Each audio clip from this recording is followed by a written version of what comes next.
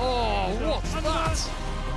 Because Colley wins by 4 legs to 1. He plays with half a smile on his face, doesn't he, Mark Adams, which may now be becoming a full smile. Game shot the 4th leg. Paul Hogan. Game shot and the Oh, I like this a lot.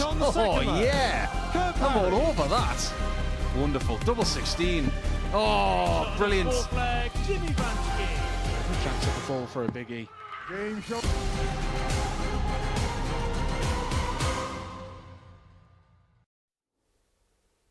Good morning, it's Game On here at the Modus Super Series, and Stephen Johnson is the man bossing Group A. The ADC qualifier has a 4-point lead going into the final day of action in this group and is the man in pole position to make it through to finals night. Joining me for every tungsten twist and turn is Paul Nicholson. Paul, Stephen Johnson has made a fantastic start. He's won 8 out of 10, really flying the flag of the qualifier. But it's not going to be easy, is it, to just make sure he gets hold of that top spot? Not at all. If you cast your mind back a few weeks ago, John Michael was in the frame to win Group A on a Wednesday. Then he didn't get it done, and he didn't make the Saturday because of the hurt of the Wednesday, losing out by such a fine margin. And if you look at the way that today starts, Stephen hasn't got the easiest of beginnings, and if he doesn't get off to a good start, there's no guarantee that he'll get points later. One thing that he has had in his locker this week is massive checkouts. They've been such a key weapon in his armoury, haven't they? If he can keep those going, then that's where he probably will cross the line. Well, this is something that he probably wants to happen today. A nice big finish at the start to get those juices flowing. But his range of finishing has been so good. Lots of different types of finishes, whether it's double-doubles or 3 independent shots around the board. We're talking about someone who's really enjoying his experience here this week, and it would feel even sweeter if he gets a few more of those on Wednesday en route to Saturday. Yeah, some really brilliant checkouts there, as you said, and he knows that that's something that's helping him cross the line. And in this group, he's needing to, isn't he? Every player is needing something special to win matches because it has been a fantastic group so far. It has been. We'll crunch the numbers when we're in commentary, but I think if you look at the level that Stephen has produced, it's been consistent without playing well in round 2, which is something we'll get onto. But in order to maintain his numbers, he's had to finish well. And if he doesn't, he's someone who could be finding himself in a fragile position. As it stands, it looks very strong, but coming into today, he will not take anything for granted. Well, let's see how strong it does look for Stephen Johnson. There is the league table going into the final day. As we said, 4 points clear of Daryl Pilgrim in second place. Tom Sykes in third, definitely capable. And Colley can cause some chaos as well. So, I mean, this is not over by a long shot, is it? Not at all. I think Reese, in particular, yesterday would have been very frustrated with his level of performance. His dip from Monday to Tuesday was very noticeable. But if he finds himself in Monday form again, he could do anything. I said yesterday, in fact, Damien Moll was the biggest jumper of performance from Monday to Tuesday. I wouldn't be surprised if he goes through the card today and still doesn't win the group because of not getting any points on Monday. But anything's possible today, and that's why we're so excited about it. How about this for some market movement then? Stephen Johnson, 33-1 before a dart was thrown, 3-1 yesterday, now 1-5, 5-1 on to win that group. That is some strong favouritism. If he'd done it before, winning a week or some form of group situation like this, I would have said 1-5, fair enough. But he hasn't. We're about to find out an awful lot about Stephen Johnson today. And if he goes on to win, then fair enough, the bookies have got it right. But at the minute, I think that's a little slim. Have the fixtures fallen terribly for Stephen Johnson? Colley first, Sykes second, Pilgrim third. It's not ideal, is it? I mean, you want to get someone who is struggling with form, maybe in the first couple of rounds.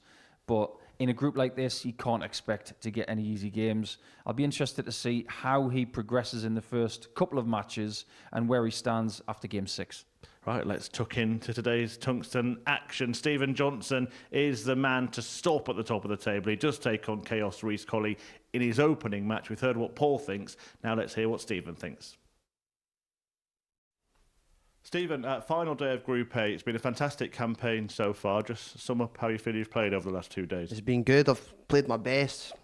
I've came here, I've enjoyed it. A good bunch of guys here, a lot of champions in that room, and I'm glad I'm up there at the top of the table. So can't complain so far, but still a day's play to go. Anything can happen.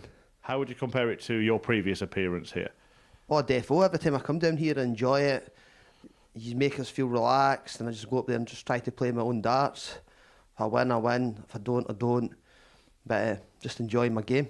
Your performance has obviously stood out. The biggest aspect has been the checkouts, some huge ones. That must have been really sweet and really rewarding for you. Oh, I love hitting big checkouts and that. Yeah. I know my kids are watching back in Scotland, and it's something for repeating it so they watch it, and it's a good buzz doing that. You've been a player that's come through the ADC qualifying system. Obviously, we've seen players that have won those ADC qualifiers before. For example, Tom Sykes in this group, then ended up getting to the grand final, getting invites back. Is that a path that you'll be looking to follow? If I get an invite back, I'll come down. As I say, we just came down for a wee break. We're playing darts as well, obviously, but we're coming down for a wee break as well. Portsmouth's nice down here, so just enjoying it. So, it's good. You've got a bit of a buffer. What's the plan today? Don't know. Just need to maybe rehearse my when I'm getting interviewed, because that's harder than playing darts. Well, if you do win the group, you'll have another one. So hopefully we look forward to that. Thank you. Thanks. Well, it's made playing darts look quite easy, in fairness. Stephen Johnston, fantastic couple of days here at the Super Series, back in business, the ADC qualifier, and enjoying a nice break on the south coast. Rhys Colley, the opponent in the opening match, a 24-year-old Dudley darter looking to cause chaos on the final day of Group A. But Johnston is the man at the summit of the table. Can the Falkirk thrower finish first? Wants to do a David Coulthard, doesn't he? By creating a nice position for himself in the first couple of days, which he has done. So he's in pole position. Now you just have to win the race. And that race, which started at 3 days... First leg, it's Rhys to throw first. Game on. It's now down to 1. How many games does he need to win today to guarantee his spot in Saturday night? Well, with a 4-point buffer coming into today, we know that if he wins 4 of 5, like he's done the last couple of days, he will be fine. 81. Can I also just sort of pose the point, Paul, that it's not necessarily how many games he wins, but which games he wins in this particular group? An excellent point. As far as his participation this week against Rhys, it's pretty good. He's beaten him both times they've played here in week number 6. Get a third, and he may not be caught. 140. One defeat each day for Stephen Johnston. One came against Daryl Pilgrim yesterday. His other one came on Monday. Heavy defeat to Jimmy Van Schie. Yeah, 2 patterns that we've really picked up on over the last couple of days. Playing Jimmy in the first couple of rounds is bad news for everybody because he wins games 1, 2, and then he goes on to lose 3, 4, and 5. 60. And Stephen Johnston doesn't win in round 2.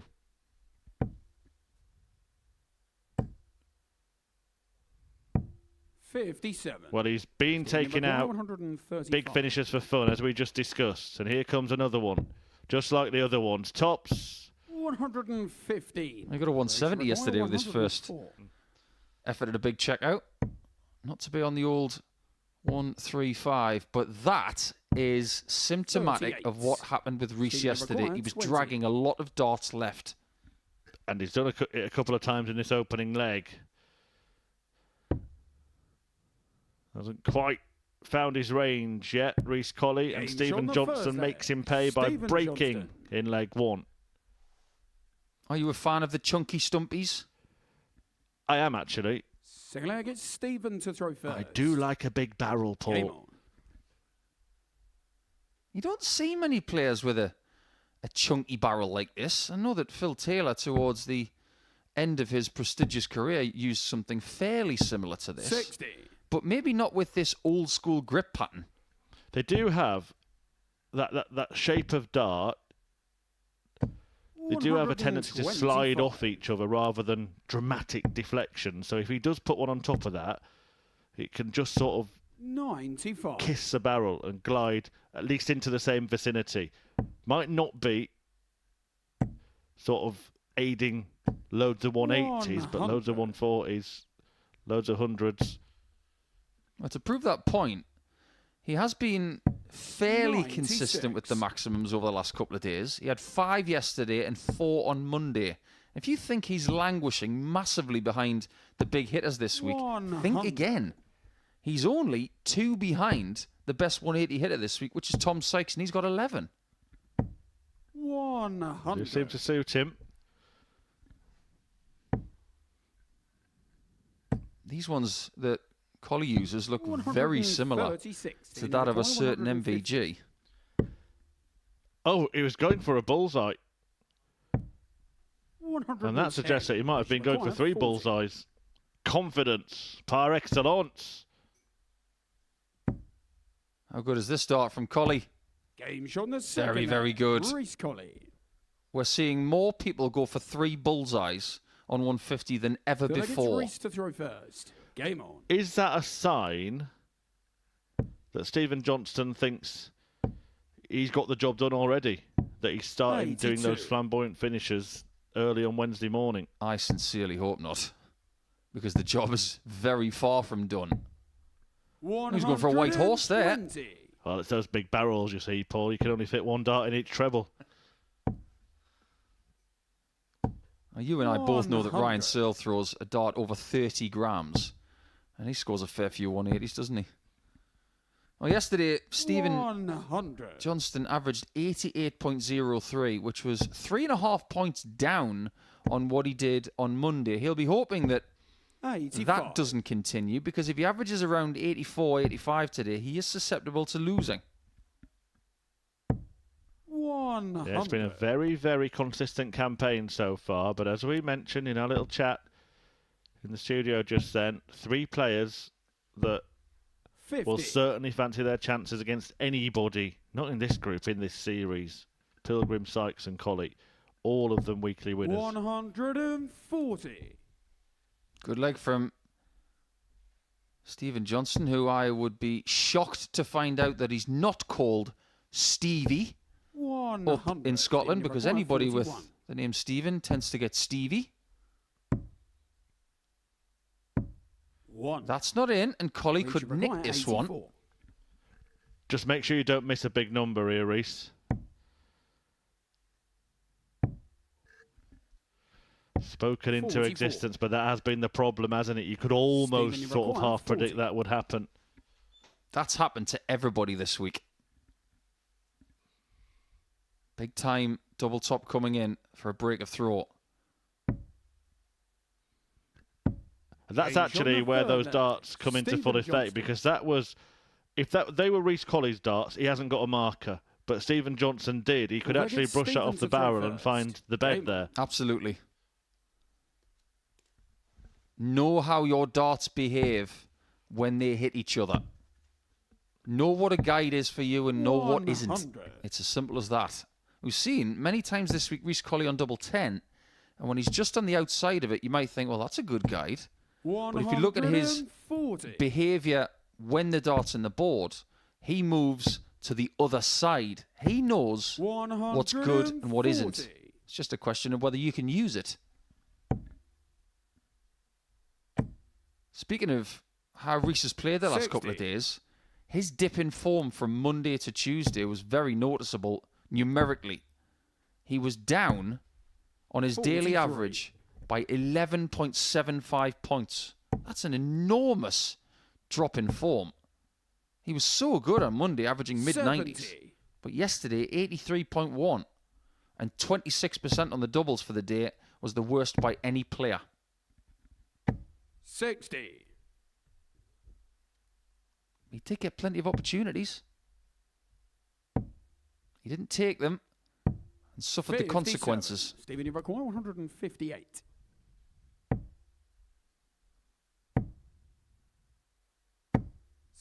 Doesn't hang around, does he? Likes to get on with it. Yeah, this is a chance for the first holder's throw in this match for Stevie Johnson. 96. Stephen Iroquois, 98. Colley in his rear view mirror just in case. Let's see if he can find it then, because if he doesn't, he's running the risk of being 3-1 down and possibly losing to Stevie Johnson for the 3rd consecutive day. And it's another missed big number 32. That denies him a dart at double. Stephen Iroquois, 40. That little chink in the Colley armour is causing Reese's woes and allowing Johnson perhaps more opportunities than he should be getting. He's had 8 darts at double in this match. Game shot on the that becomes 10, but he's hit Johnson. 3. Reece Colley has only had 3 darts at double, but he should have had at least 5. Do we dare say that Reese is in pieces right now? Very good. But Stevie is starting to piece it together. 100. Another leg win here, and I'm not even going to bother talking about the leg difference because it doesn't make any difference at this point. Just get another leg in this contest and win either 4-1, 4-2 or 4-3. He's got a 6-point cushion before any of his realistic challengers throw a shot. What we do know, of course, is that if Reece Colley loses this match, and that's him done, isn't it, in terms of trying to scale the mountain in this group. Yeah, then he's got to try and find a way to the top 3 to get into Group B. Yeah, he could find himself in any position as things stand in this group. In fact, I mean, I'm not going to ask you to repeat your very creative Reese Witherspoon pun from yesterday, but he could end up with a wooden spoon, couldn't he? Reece Colley in this group. 78. Only 2 points off the bottom.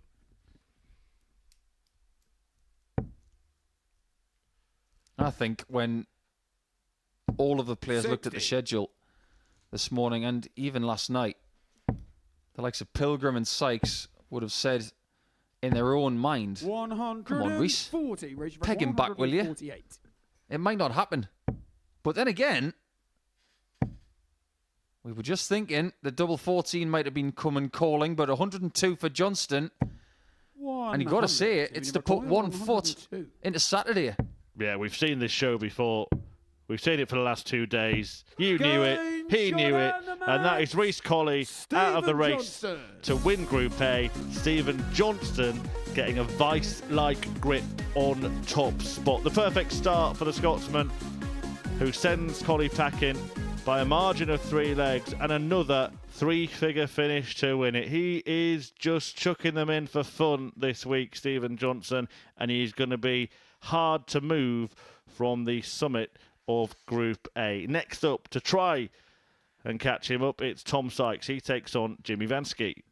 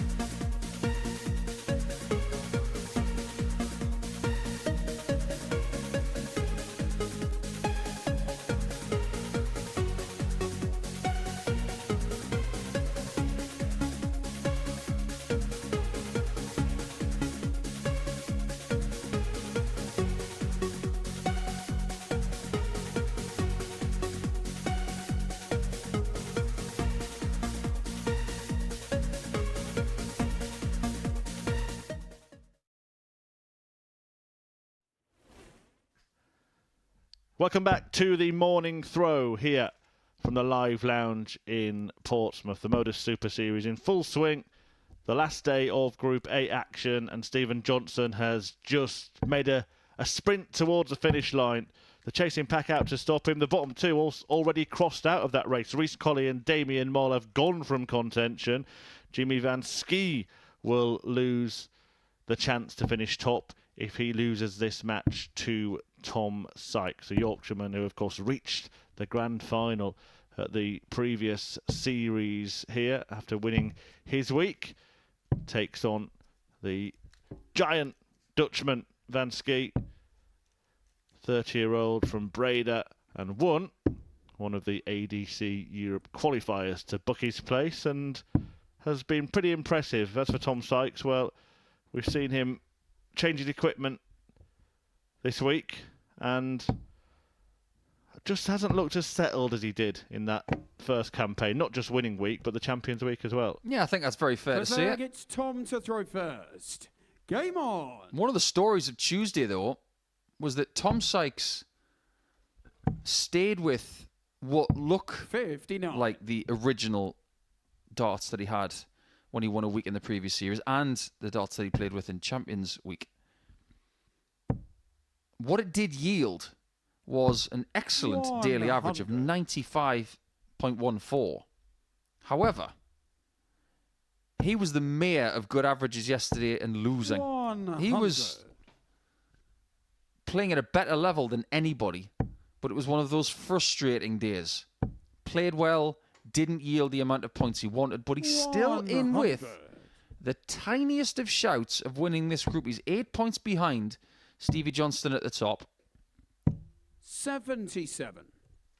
Let's find out if that phrase, anything's possible, can be applicable to Wednesday. Well, the way he signed off Tuesday was 38. encouraging, wasn't it? 101 average in his 4-0 win against Darryl Pilgrim. How many people do that at the Super Series? And in that match, he threw 7 perfect darts in a leg. 95. It was a weird, weird day for many reasons for the man from Castleford. Someone who we attribute a fair few 180s to. And he is the biggest 180 hitter of the week after 2 days. 96. Tommy Record, But he got 170. 3 in his last game yesterday and none in his previous 4. How about a 170 to start today? 145. Not quite, but not far Jimmy away. Require 167. Arguably harder than a 170. Can he find the bull? 142. Oh, Jimmy. Tommy Almost Record, had it. 25. That would have been some exchange right there. Both on 25 now. But Sykes is looking to hold. Game shot on the Which he first does. leg. Tom Sykes. Yeah, the conventional curl of one of the most common finishers on the dartboard. Second leg, it's Jimmy to throw first. Game on. Jimmy, over the last couple of days, has been playing predictable darts. He wins round 1, he wins round 2, and then he doesn't win for the rest of the day. 58. If that continues,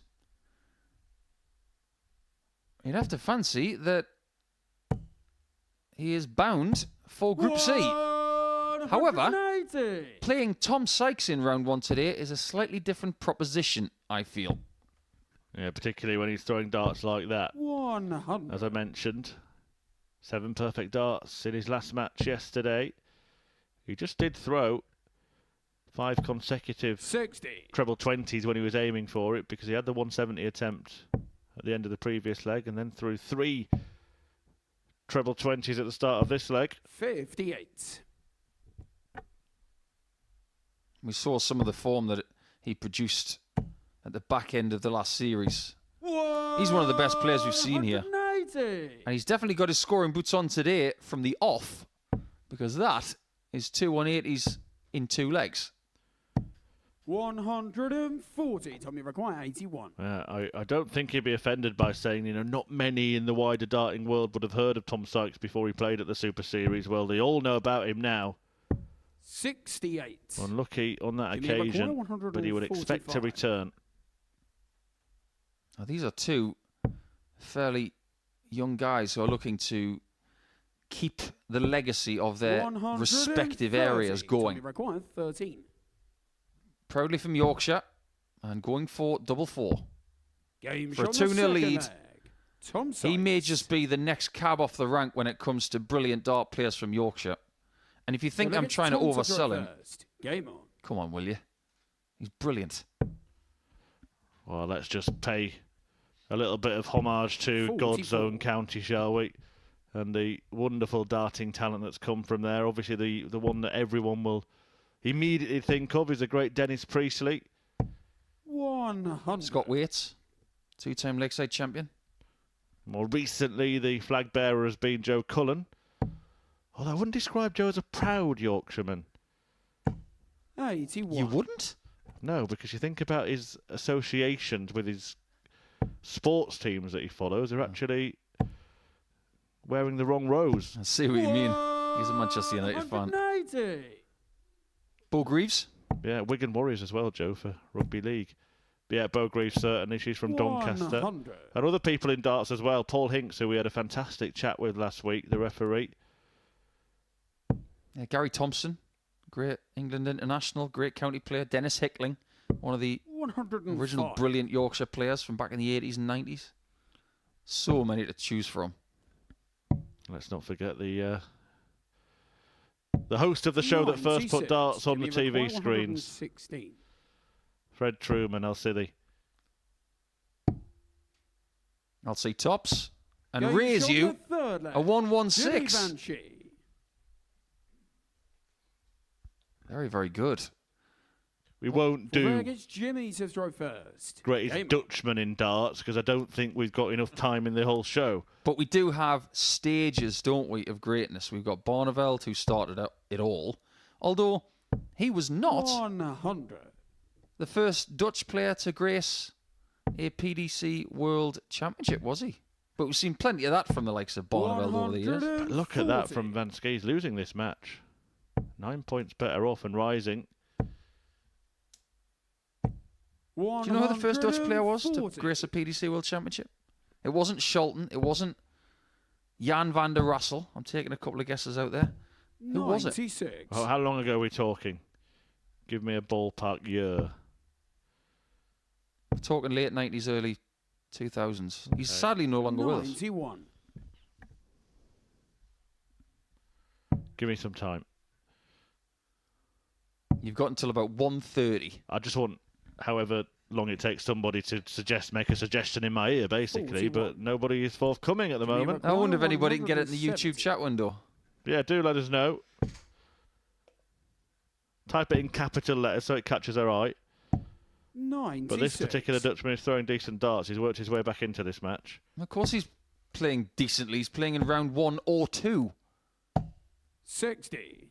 to equalise. Jimmy McCoy, 74. After Tom Sykes took the first 2 legs, we are now looking at 32.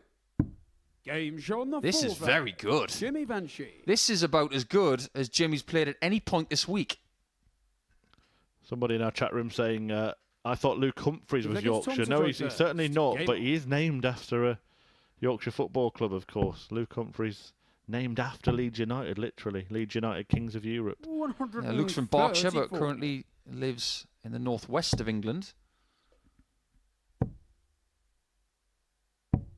82.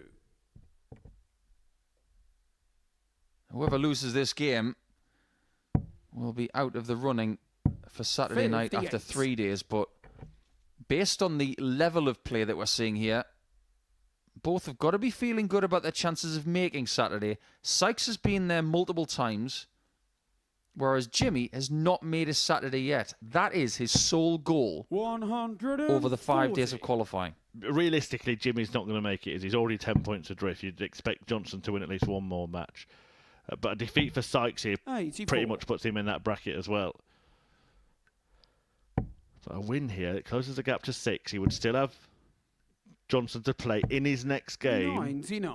And then Johnson has to play Pilgrim in the game after that. So it could become interesting. Well, if Pilgrim loses against Colley in game 5 105. and loses against Moll, and Johnston beats Sykes in game 4, that's all done and dusted. Yeah, we spoke about the precariousness of the fixtures 60. for Stephen McCoy, Johnson. But if he just wins them, that's it, isn't it? That's keeping the game simple, and that is making things a bit more complicated if you're Tom. 35. He wants to take that visit and boot it into the sky. He hates every single piece of it. Jimmy require 120. Now, where does dart 2 go here? It all depends on dart 1. This is what I'm talking about. He can see over the top of that. Some people will go 2 bulls. Sykes was having a 60. very interested look. I was going to say Tommy over the require shoulder, but it will probably 85. be sort of under the shoulder of Jimmy Van Schie. It's like trying to see the sun past a totem pole. He gets a go at the bull. Big dart, big moment.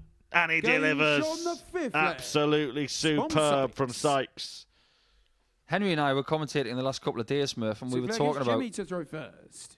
giving Tom Sykes a bit of an image. And we talked about a song by Adam and the Ants called Stand and Deliver, 58. Your Money or Your Sykes.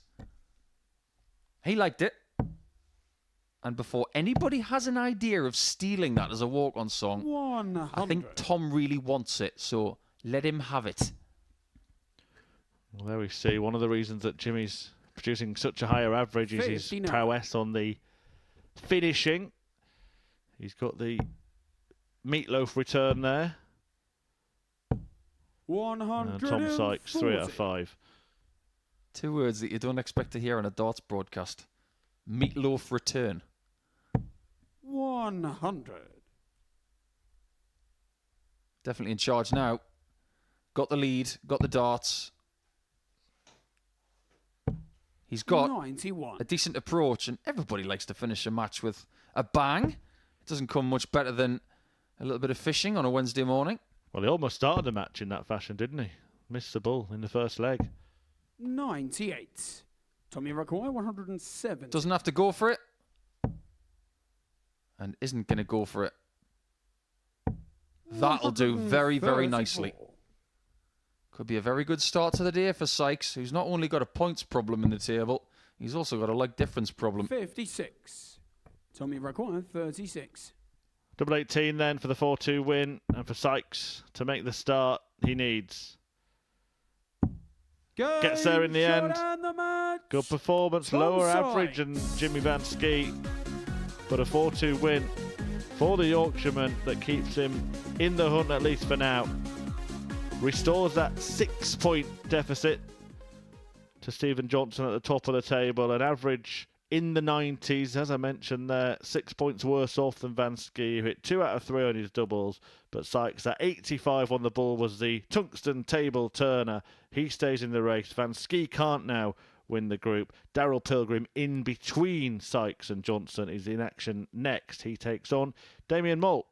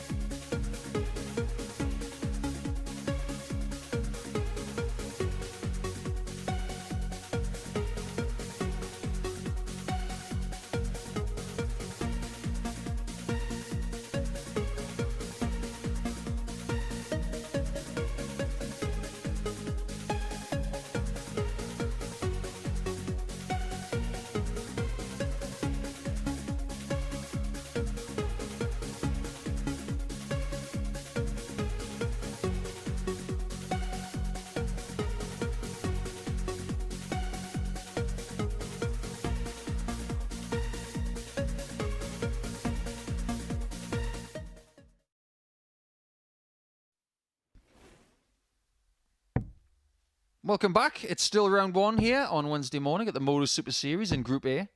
And Damien Moll is about to take on the man who's always adorned in Crystal Palace colours and the man who has the best chance at this stage of catching Stevie Johnston at the top. However, the predicament for Daryl Pilgrim is fairly grim. In the first couple of rounds here on Wednesday, is he going to put the grim in Pilgrim? Because he must beat this man, the 25-year-old from St. Wilbrod. I hope I said that right, and if I haven't, I do apologise. But Mr. P, senior in age, senior in experience of sorts, now must have a very Mr. P day. He must be perfect, you feel, to stand any chance of having tomorrow and Friday off. Yeah, and it still might not be enough. Stephen Johnson has laid down the marker by winning his opening match convincingly as well. 4-1 against Reece Colley. Tom Sykes then defeated Jimmy Van Schie 4-2. Pilgrim now looking to follow suit First leg, it's Damien and keep to this throw race first. alive. Game And if he on. does, to be honest, it's looking pretty likely that the three aforementioned players will be the top three. So at least in Group B, Pilgrim and Sykes. 140. At the start of the week, Murph, we were talking about Pilgrim, Sykes and Colley being the big hitters because they've won weekly titles before. 96. I just wonder what we're starting to unearth with Stevie Johnston. You and I have spent a lot of time with Robert Thornton over the last 134. 15 years. If you consider how old he is now, Robert was a bit of a late bloomer. Are we starting to find Robert Thornton Mark II with Stevie? I just wonder if he might use this place as a vaulting platform to 91. get himself into a rather interesting category over the next few years. Well, that's some honourable comparison, isn't it? But raised his family first, Robert Thornton, as many dart players did back in the day. 43. Damien Buckle, 136. That will be fine, even if he hits it. But he has had a few darts fall out of the board. That one was quite firm in the treble, even though it did wobble. 120. This is a good start from Damien, and don't be shocked by the fact that Damien could play very well today because his difference from Monday to Tuesday was 100. so bright. 16. Double 8. Monday he was missing these shots.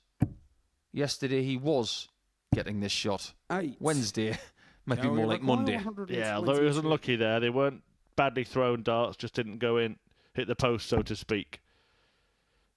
Pilgrim may punish. On the ball.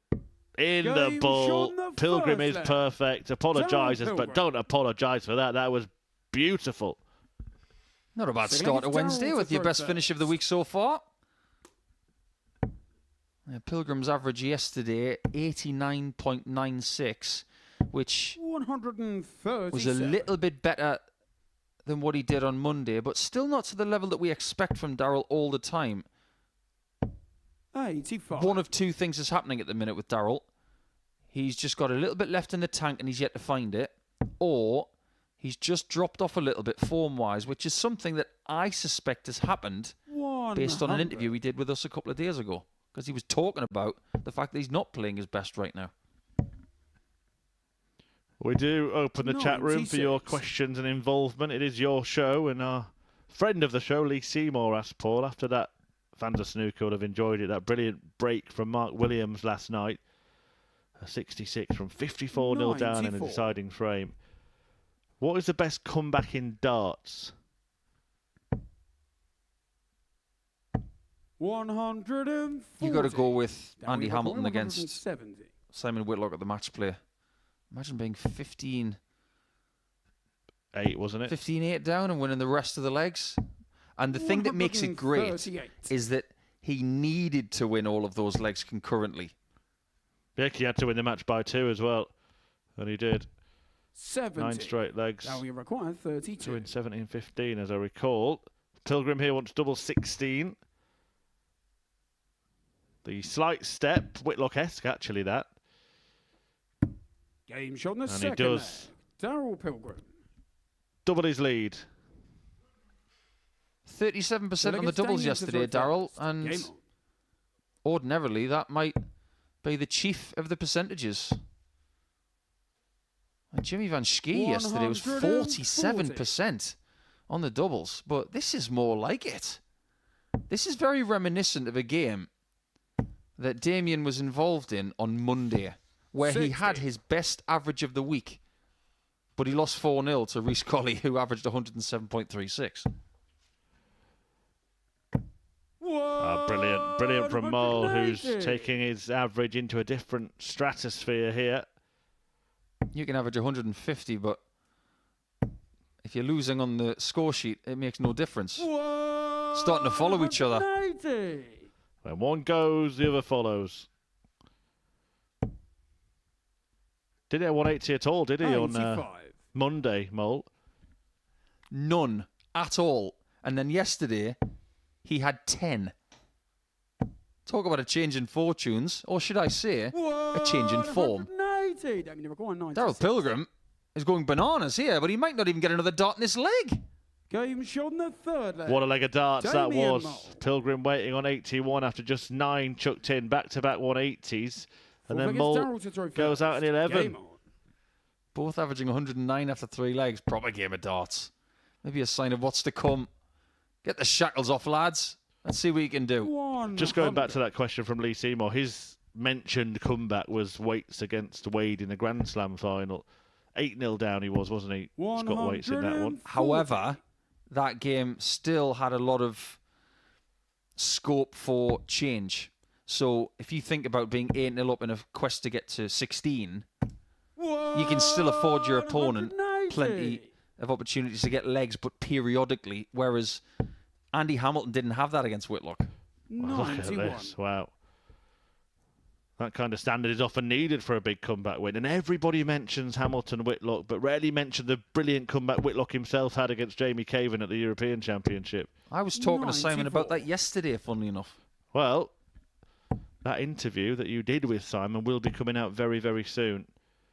Our social media team are working on a little edit of that, but I believe you had a very good conversation with Simon Whitlock, and that will be here on the Modus Super Series YouTube channel. So make sure you subscribe, as Daryl Pilgrim doesn't go for the bullseye. If we had a crowd in, they'd go boo, because they would have wanted Daryl to go for that. But the pro that he is, 83. Didn't do it. 32. Does he find double 16? Now his average will come down, but his leg count will go up. 3-1 to Mr. P, and this is dwarfing any performance he's had here this week. It's Damien to throw first. His personal best performance was yesterday, 94.37. This is so much better than that. 59. On the comeback theme, I mean, we can make it a theme of the day. Keep putting it. Your favourite in the group, Chris Mason against Martin Adams at Lakeside. Oh, do you know what?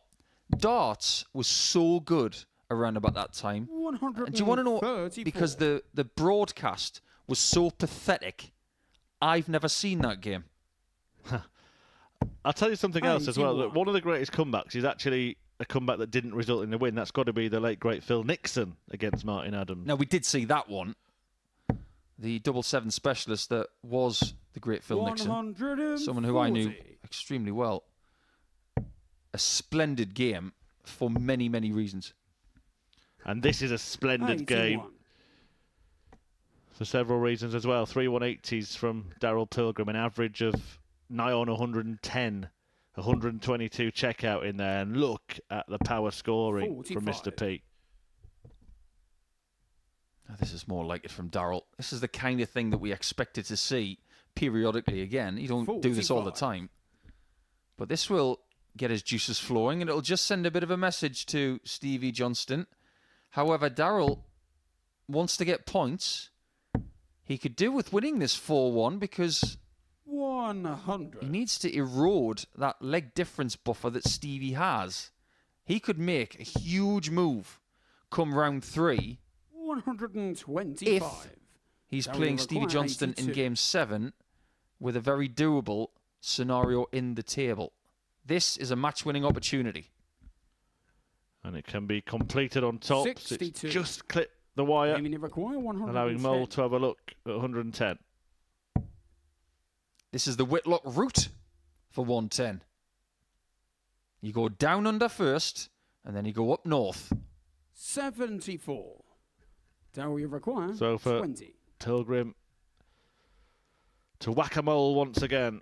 Game, Double shot 10 and the for a match. 4-1 win, and it is a Daryl Pilgrim. thumping victory for Daryl Pilgrim. An average just under 104. He had 13 three-figure scores and a three-figure finish in that match. A 1-2-2, the highlight for Pilgrim. Mole played well himself, averaging 99, but could not get over the line against Pilgrim. And coming up after the break, a really juicy joust between Johnstone and Sykes. Don't go anywhere.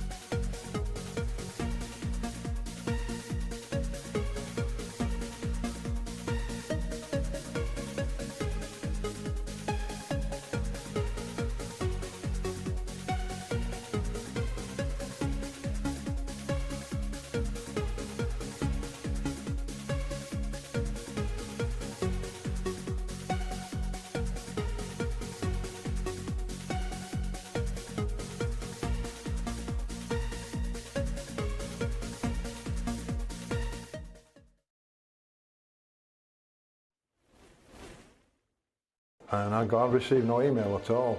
That really is. And the words that just come out make me head what? 127 in game. I cried a few tears when they told me. I still love it so much. Yeah, that exclusive interview with legendary referee Paul Hinks is available now here on the Modus Super Series YouTube channel. It's a great watch, and there's plenty more content available, including our chat with Ash Coleman, the Bullseye Challenge, and Devon Peterson stars as darts meets golf. And all you need to do to watch all that content is make sure you are subscribed to the channel. Do it now. Click on that little subscribe button and you won't miss any of the live action or the extra engaging content that we have available. But now it is all about the live action, because this is the biggest match we've had all week. If Stevie Johnstone wins it, you'd have to say it will be done in this group. But Tom Sykes can just throw a spanner in the works, keep his own hopes alive, and then offer more optimism to Daryl Pilgrim, who looks like he's in the mood today. Very much so. 103.89 in that previous match. Stevie Johnstone has got one thing on his mind right now. Please, please, please let me win in round 2. But he's been given a nightmare opponent because Tom Sykes is also in the mood. He had a very decent opening match against Jimmy Van Schie. This one could explode. 100. Everyone's in the mood today, aren't they, actually? What a start it's been to this Super Series session. 58. Even the losers have been brilliant in defeat. 140. I think we're going to learn an awful lot about Johnston over the next couple of hours. This is a situation 54. that he's not been in before. 121. Let's see what he's made of. This is a really good start, and it's a bullseye. 96. That would have been for another ton plus checkout. He's just got something about him, hasn't he, Stephen Johnson? It's not just the ability, it's the attitude. 99. Don't forget that Tom Sykes threw a 180 at him with his first visit in this game. That was precarious, but Game that was shot on the perfect. first leg. Stephen Johnston. It was almost 27 and Second bust. leg is Instead, it's Johnson's 25 in the reverse. first leg won. Is that a play on Paul Hinks? Yeah, do 27 and 57. bust. do check that out, by the way, if you haven't seen the exclusive interview with Paul Hinks. He goes in depth about his career and why he left the 60. PDC and how that all came about. It's a really engaging, honest, frank interview, as you would 59. If expect. Stevie wins one more leg in this contest, he will have won more legs 100. in a match in round 2 than any point this week. He's lost 4-1 twice at this stage of the day. And I've said at times 96. that it's really hard for him to maintain intensity because he is quite an intense player. But based on the situation he's in, I don't think he'll have any trouble maintaining intensity 180. on the final day of Group A because it's all about getting it done before it gets too precarious. This is like knockout darts, really, for Stephen Johnson, 95. except he can't be knocked out. 161. His opponent can. That's how it's been in every match for him, and it will continue to be like that in his first 3 games. If he defeats Tom Sykes 110. here, that would be it for Sykes in terms of winning the group. And then the people in Group B and Group C will be thinking, 180. thanks for chucking him our way. Speaking of chucking, double 10 Game shot finds on a the 2-0 second. lead. Stephen Johnston. It's happening again. Stevie Johnston is averaging over 103. Sykes high 90s and still hasn't got a leg. Delegate Stevens Playing has some reversed. fantastic Game stuff. And he better get used to those interviews he said didn't like doing, because if you win, you get spoken to quite a lot. You can 60. probably wrap off about 5 or 6 players who would rather just play darts and not do an interview. Dave Chisnell was legendary at saying that. He just didn't like 57. doing them. Lisa Ashton doesn't like doing interviews. She'd rather just play. You had your moments in interviews, didn't you, Paul? 100. Some would say that I was better at the interviews than the actual throwing of the darts. You said that, not me. Or 57. can Stephen Johnson put another player to bed here? He's definitely brought his A game this week. 60. Now, Tom just taking a few extra seconds there, showing his maturity. He'll probably think, in all honesty, 96. that this is too much of a mountain to climb over the course of today, and he may have to recalibrate over the next 2 days of action. 85. However, whether it's Group C or Group B for him, if that is the case, he will not be perturbed by either. 100. Well, he's just holding all the aces at the moment. Stephen Johnson, and he could be feeling flush come the end of this 24. series. A record first prize on offer, remember, £25,000 for anything outside of the 125. standardised professional game in terms of PDC darts. It's a huge, huge prize, isn't it? Absolutely. But if Stevie Johnston's feeling flush, the person who 81. could catch him, Tommy Daryl Requires Pilgrim's looking for 66. 4 of a kind. He's the one looking for 4 consecutive, or 4 Champions weeks, it is, not consecutive. 30. And those misses Stevie could be Requires 91. catastrophic. If he is confident, he'll go for a treble 17. He's not. Does he think about the double 17 here? He's not the type of player, is he? No, he's definitely 51. Tommy Requires got a textbook when it 36. comes to the finishes, and it's very much an old school way of thinking. Yeah, trad, isn't he? Stevie J. No Check score. you out going with the kids, Stephen calling Require, someone 40. trad or tradish. This is a good-looking dish. It's for 3-0. And that's what it is. His finishing this week has been so reliable. One more leg. Fourth leg, it's Tom to And throw then we've got to first. say, Game on. will he be caught? It'll all be down to Daryl Pilgrim, who will play Stevie Johnston in the next round. But it will all be said and done 100. if Johnston wins one more leg in this contest and Pilgrim loses to Colley after this. However, based on form, 45. you don't think that'll happen. Yeah, everybody else running out of time, and Stephen Johnston's got time. That's 100. the way it's gone. It's a nice feeling when you've got time to do anything in this day and age, because it's a very 100. frantic world that we live in, especially when you've got a young family like Stevie has. But I'm sure they're tuning in, 100. and they're very, very proud of Dad. And why wouldn't they be? He's been brilliant. 96. Tommy Require, 161. Something special to spark a comeback. 136. Put some extra paprika on that one, didn't he? There was some zip on that bullseye shot. 140. Threw them very hard. Well, the decision to go for it means he will only get a maximum of 2 darts at double here. Game shot. And that's all he needs. Tom Sykes. Oh, the irony, the celebration from Tom. I haven't seen him do that in any game that he's ever played here, but I think he's just frustrated with playing well and losing. Well, look, his football team very famously last year 59. came back from 4-0 down. The biggest ever comeback in a playoff match. Yeah, but then didn't you sack your manager? 140. We did, yeah. Well, that was after winning the actual final in extra time. 100. Great behaviour. And then didn't get any wins in 15 games the next season. Yeah, good thinking. Anyway, 58. back to the darts. Yeah, this is a singular sport. You don't have any help on stage. 100. No team talks. All happens in your head. That's why it's such a psychological game. 42.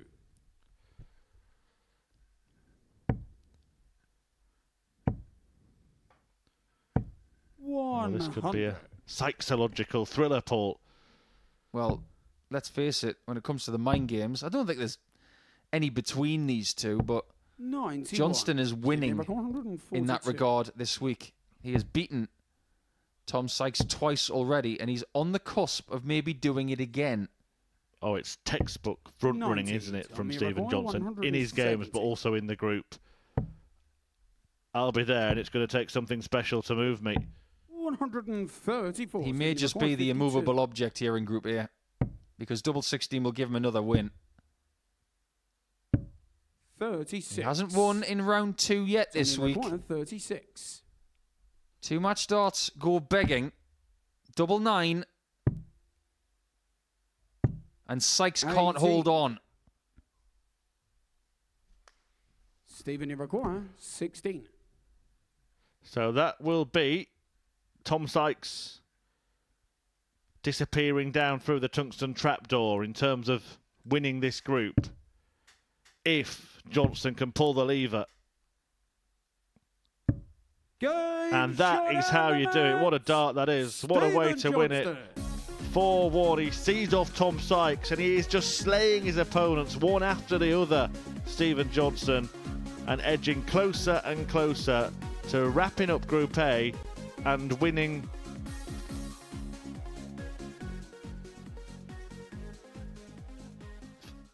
the group and getting through to finals night. A 4-1 win over Tom Sykes. 4 out of 10 on the doubles, and Johnston is edging ever closer. Daryl Pilgrim now the only player that can stop him, and he takes on Colley after this break.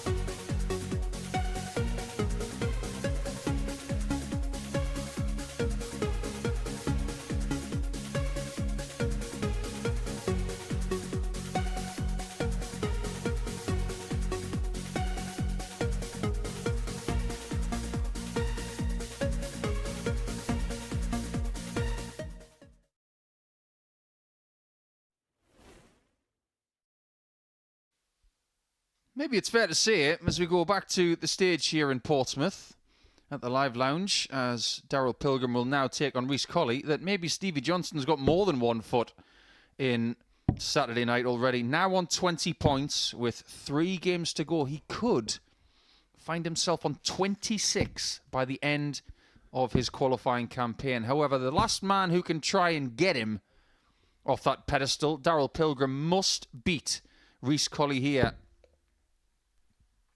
And he must do it by a bit of a distance. 4-3 wins are no longer going to be good enough unless, of course, he beats Stevie Johnston in the next round. Will it go that far, Murph, or will it all be said and done before they play? Game on. Yeah, well, mathematically, Pilgrim couldn't be out at this point, but he would be as good as, wouldn't he, if he were to lose to Rhys Colley? And then could be put away by Johnston officially in that next game. So a win would make that game more interesting because Pilgrim would close the gap to 4 points and would have the chance to close it to 2 in Game 7. Johnston will be now preparing for that match, and I have to say, whatever he's done to prepare for today has been spot on. Yeah, averages of 87 and 85 have been good enough to beat Colley and Sykes. Just proving that you don't have to put in those massive numbers to get effective results. Just speak to Damien Moll about that. His 2 best averages this week have been 99 and 100, and he's lost them both. 57. Well, we'll be looking ahead today, but on this darting day 3 years ago, the World Seniors Tour was born. Official announcement of the first World Seniors Championship, and Phil Taylor's coming out of retirement. He's going back into it at the end of this year. Bit like a mole. It's going back into the hole.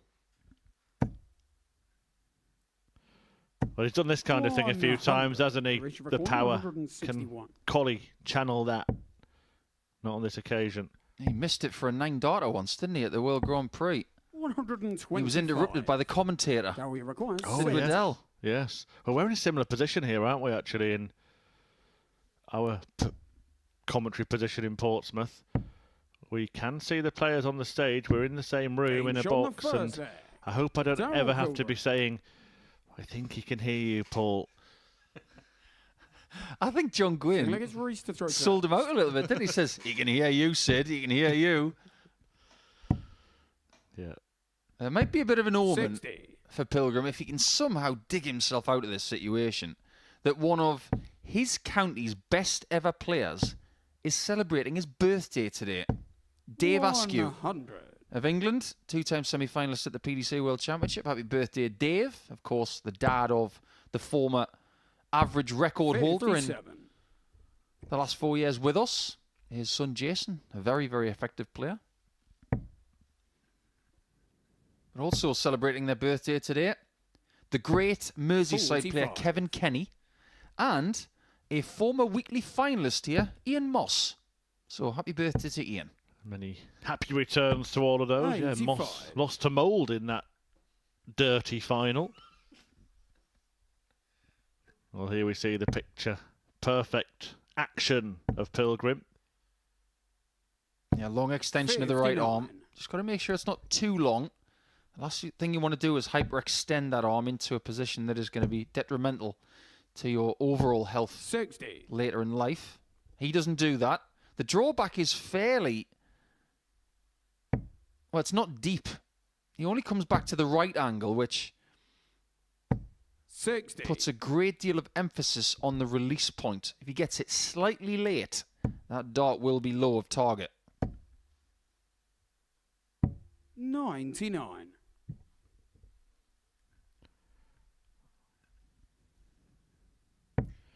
Colley is cutting a frustrated figure now. He knows he's out of that race, but he still has a chance to force his way into Group B. That chance could start to disappear with a further defeat here. Sometimes you've just got to pick yourself up off the floor and reevaluate your targets. 100. Literally. Reevaluating targets. And right there, as soon as he got the second dart in the 60, he was thinking, I want a nice safe 20. The last thing you want to do is bust a score like Scott Taylor did a couple of weeks ago. 115. We've seen Leonard Gates up to his old tricks as well last week, didn't we? Yeah, you wouldn't want Leonard Gates as your phone a friend on a maths question. Reece Colley. However, that's a nice leg from Reece, just planting a bit of doubt in the Darryl Pilgrim locker because It's Darryl to throw first. that was not a great leg there from Pilgrim. No massive damage done. He's not looking as 100. explosive as he did in his first game today when he averaged 103.89 against Damien Malt. Did you see that last week, 95. Leonard Gates? I think he bust something like 166. Yeah, how do you bust a bogey number? Yeah, he went treble 18, treble 18, treble 20, didn't he? Well, the ultimate Leonard Gates spell, because he'd miscounted to leave the bogey number and then bust the bogey number. I'm going to take you as Jose de Sousa moments, and I'm going to 45. raise you.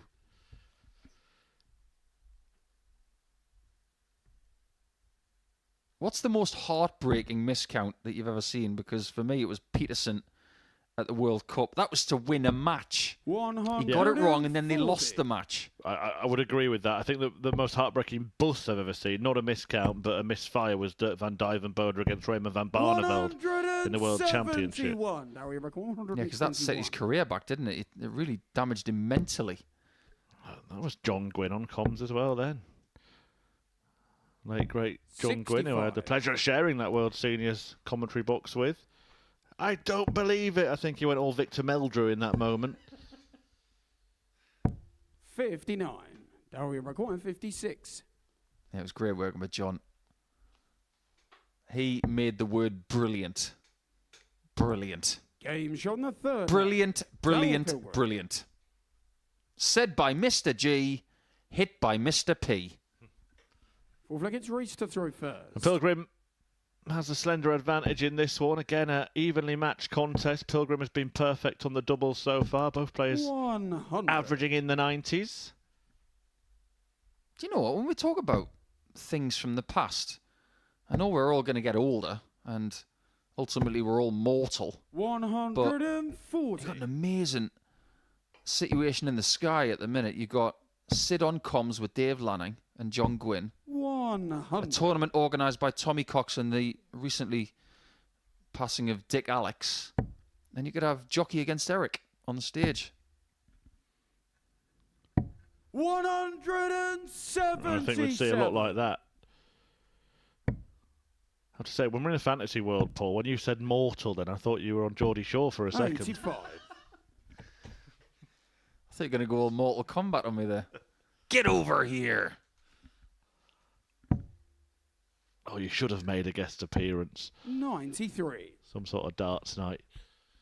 Then you'd hear my accent as it is when I'm around all the Geordies. It's very different when I'm around Chris Dobie and Callan and Ryan Joyce. 95. Right, can Pilgrim carry on his perfection with finishes? Took out a 70 earlier in the match. He's 2 out of 2 on doubles in the game.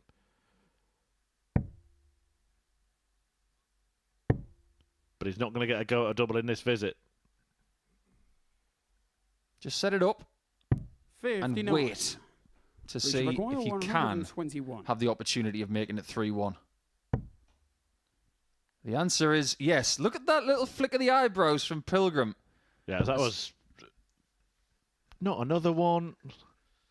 Yeah, it was just a 53. reaction of, oh, so you're not going to take 32. your chance. I'll take mine. He's done it loads of times, hasn't he, Pilgrim? Colley this week. That 5 has been the bad dart for him, the dart to the left.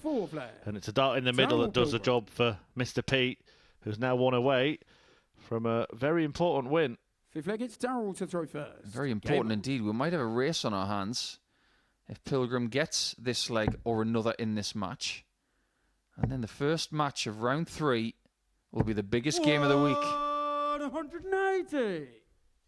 The way he started to perform in this game is very admirable because he didn't start brilliantly. 30. But he's starting to not err on the side of caution at all. He's starting to throttle. Perfect start from Pilgrim, who has produced perfection here before. 140. I'm not saying this lightly. He had the best 40-minute spell of darts I've ever 96. seen from anyone, anywhere. It was ridiculous. Hit the highest average, hit a 9 darter, lost the match, and then came back not 25 minutes later and broke the high record average that he just set. We've seen hot spells here in Portsmouth, but nothing like that. I think they thought that Pilgrim was taking the P that day. 1-2-4 for this game. Trying to take the W. Doesn't fancy it. And for the second time today, he rejects a bullseye in the right spot. Doesn't do an Eric, where he rejects a bullseye shot when someone's on a finish. That we wouldn't advocate. Now we require 32. For the win, and a convincing one again. It's 8-8 again. And it's Pilgrim again. And it's 4-1 again. And it's a win again. And defeat once more for Rhys Colley, who's gone down by that same scoreline against the top two in each of his first two on Wednesday. But Pilgrim ensures that he does remain in the race and keeps the pressure up on the so far unflustered Stephen Johnson. That pair will play in a couple of games' time in a match that may determine whether we have a grandstand finish or not. But before it, we will see Jimmy Van Schie take on Damian Mole.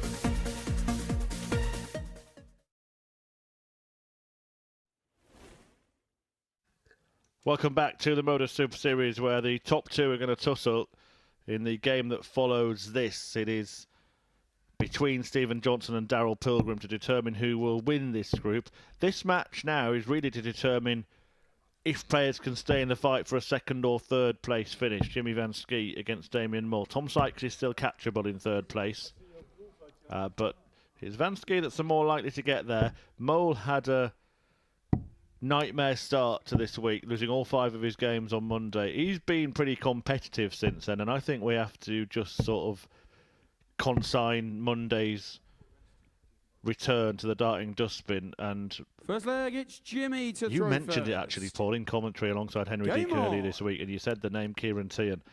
I wouldn't be surprised to see Damian Mole do something similar this week. Not at all. I said yesterday with Henry Dickin that I wouldn't be surprised if Damien went through the card today. That's not going to happen. But you can't really level any blame at him for losing his first game. He averaged 99. He's a very, very good player, is Damien. And this experience is going to be good for him. We've got no idea where he's going to end up come Saturday night. But if he was in the final game, I would not be shocked, just like you.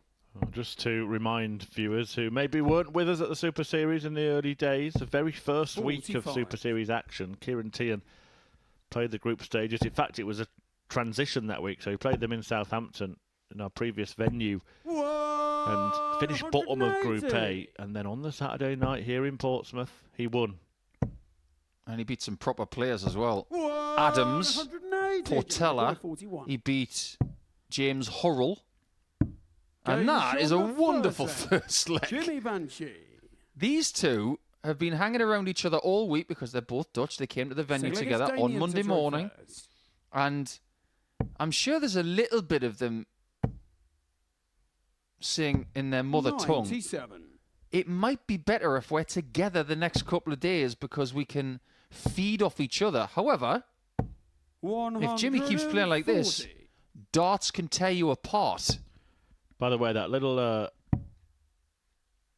list that you reeled off there, players playing on the opening night of the Super Series, 2 of them are actually playing this week, just as a quirk of scheduling. Martin Adams and Paul Hogan, both in Group B. And tomorrow, of course, we will have a double session of darts for you. Group B gets underway from 10 p.m, but before that, 1 p.m, Nick Fulwell, Dave Ladley and the ADC qualifier Matt Cast all waiting for the 3 from this group to fall into that one. Do you want to hear another coincidence? 59. I'd love to. When Kieran Tian won that week, it was week 6. This is week 6, albeit a few series later. 96. I'm looking forward to seeing a couple of those players. Nick Fulwell's been playing some great stuff of late. Dave Ladley have actually been 100. scanning through his autobiography in anticipation of his appearance. 43. Very nice fella. If you're watching this, Dave, bring a few copies down. I wouldn't mind reading it myself. I'll pay you for it. I'm not expecting a freebie. Because there's no freebies in darts. And Jimmy is telling that Damien right now. That is a great second leg to back up what he did in leg 1. This is a day where Jimmy might just say to the rest of the combatants in Group C and B, this is what I can do. 100. He lost his first game with a 96 average, and look what he's doing in this one. 121. Yeah, remarkable. Damien Moore, when you said it, he's hitting massive averages and losing matches because his opponents are just turning up against him. Look at that from Van Schie. He's actually managed to hit an average higher than him. That's pretty high. 60. He's so tall, someone like Javier Sotomayor might not be able to high jump him. If you don't know who that is, it's the very famous Cuban high jumper.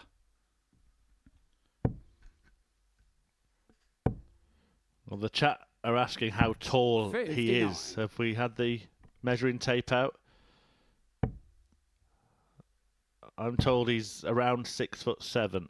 That's I've been told the same. Peter Crouch proportions, isn't it? If you want a comparison. We're going to call him Jimmy Van Schie instead of Crouchinho. 94. Damien, you require 50. Double 16. Come on, Damien. You know that Jimmy's not going to miss 48.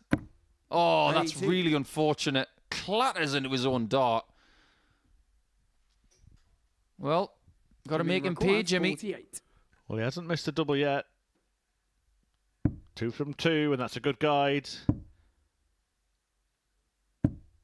32. Can't find the filling in the sandwich. Damien, you require 32.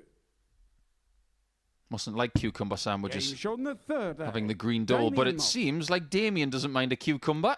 Yeah, he remains cucumber cool. And he went breadless. Full flag, it's Damien to throw first. Game on. By the way, did anybody in our YouTube chat window get the name of the first Dutch combatant in a PDC World Championship? I'm scanning through 60. now. Someone said Jelle Klaassen. Now, last time I checked, Jelle was still very much with us. So you missed one of the clues there. 44. Yeah, that clue was that the person in question is no longer with us. 26. I'm just trying to look for any more answers. To be honest, the lack of 57. answers suggests that it is a hard question, Paul, and It is a hard not question. any, coming up with anything. A lot of people, when you ask that question, think, was it Barney? Was it Jan van der Rassel? 180. Was it Roland Scholten? There was none of them. Somebody said, 140. it's a fantastic name if it's real. It sounds like something that Bob Mortimer would make up on Would I Lie to You? Bert Vladingerbroek. 80. That's a great name, but it's a great answer, but it's not right. That was Roy Walker, wasn't it? 60. Damien Ivac, Do you want me to put everybody out of their misery? Please. Braulio Ranchero. 93. I was going to say that, Paul. I can't make these questions too easy. 140. Maybe we'll come up with another teaser a little bit later in the show. 162. But for now, Damien has this on his mind. Double 16 again. Game And we shot have a the level fourth there. game. Damien Very Moll. good game as well. The Jimmy Van Schie averages nosedived about 15 points in the last If couple of it gets Jimmy legs. to throw first. And Damien, Game. whereas he's seen his average come down, he's the one who's winning legs all of a sudden. Well, this morning has been a total tungsten treat. 140. Some really entertaining errors. You and I have been to the Netherlands a few times. You were 140. with Michael van Gerwen in the Netherlands after he won his first world title, weren't you? Yeah, some experience on stage in his hometown. 140. A huge crowd came to greet him. It really was a big deal. We didn't really see that in the UK, but Michael van Gerwen doing what he did is... Well, he was mobbed. He was 45. he is still so famous, but that moment was remarkable. Yesterday, Damien was remarkable in the 60. 180 department, getting 10. He's got 4 today, so he's on course not only to equalise what he did on Tuesday, but also to beat it. Jan van 60. Veen's in the chat room, Amy Paul. He Liverpool, got the answer, but he got it after you already said it. I'm not sure that counts. Oh, well done. Well done. 96. No, that one's a bit more medium rare, that one. Yeah, wait. 116. It is rare to see a missed double today. Will Jimmy get a go? Oh, he thought that out so well. Double 18, his nemesis this week? Game shot. Well, if you can't hit the middle, hit the corner. Jimmy Van Schie. It's about time you hit that. I think that's the second time he's hit it this week. We're now getting questions about how Sylvain tall Damien's people are. is How right tall first. is Martijn Kleermaker? Yeah, Martine's pretty similar to Jimmy. He's massive. And 47. can I say, hand on heart, I miss Martijn. Lovely fella. Really, really lovely guy. Has decided not to play top-level darts 100. for the time being, and I miss the guy. If you're watching, Martijn, come and join us. We are looking for specials weeks here at the Super Series. What about a Giants week? 42. I'm not sure the New York Jets fans would like that. Look at that. 6 tons, 6 140s, a couple of maximums 45. from Jimmy Van Schie, giving him the opportunities in this match. Damien Moll's added another 3 180s to his tally in this game. By that token of having 98. tall week, should we have short week as well? Mikuru would have to be here. Or should we just combine the small and tall in the same week? Well, Cord Decker played against 100. Mikuru one week, which was brilliant to see. We could have Van Schie versus Darren Webster. Martijn Kleermaker against 140. Henry Deacon. Robert Thornton's not the tallest. 140. He's left 116 again to confine Damien to losing the last two legs of this contest, where he's played some very decent stuff. To win it, 96. can't quite get the repeater. Damien requires 74. Now, are we going to go the distance like they did on Monday? We are. That's a wonderful shot from Mole. Damien Mole. That caricature on the back of his shirt is still holding that dart upside down. It's driving me up the wall. Game on. My OCD's going crazy.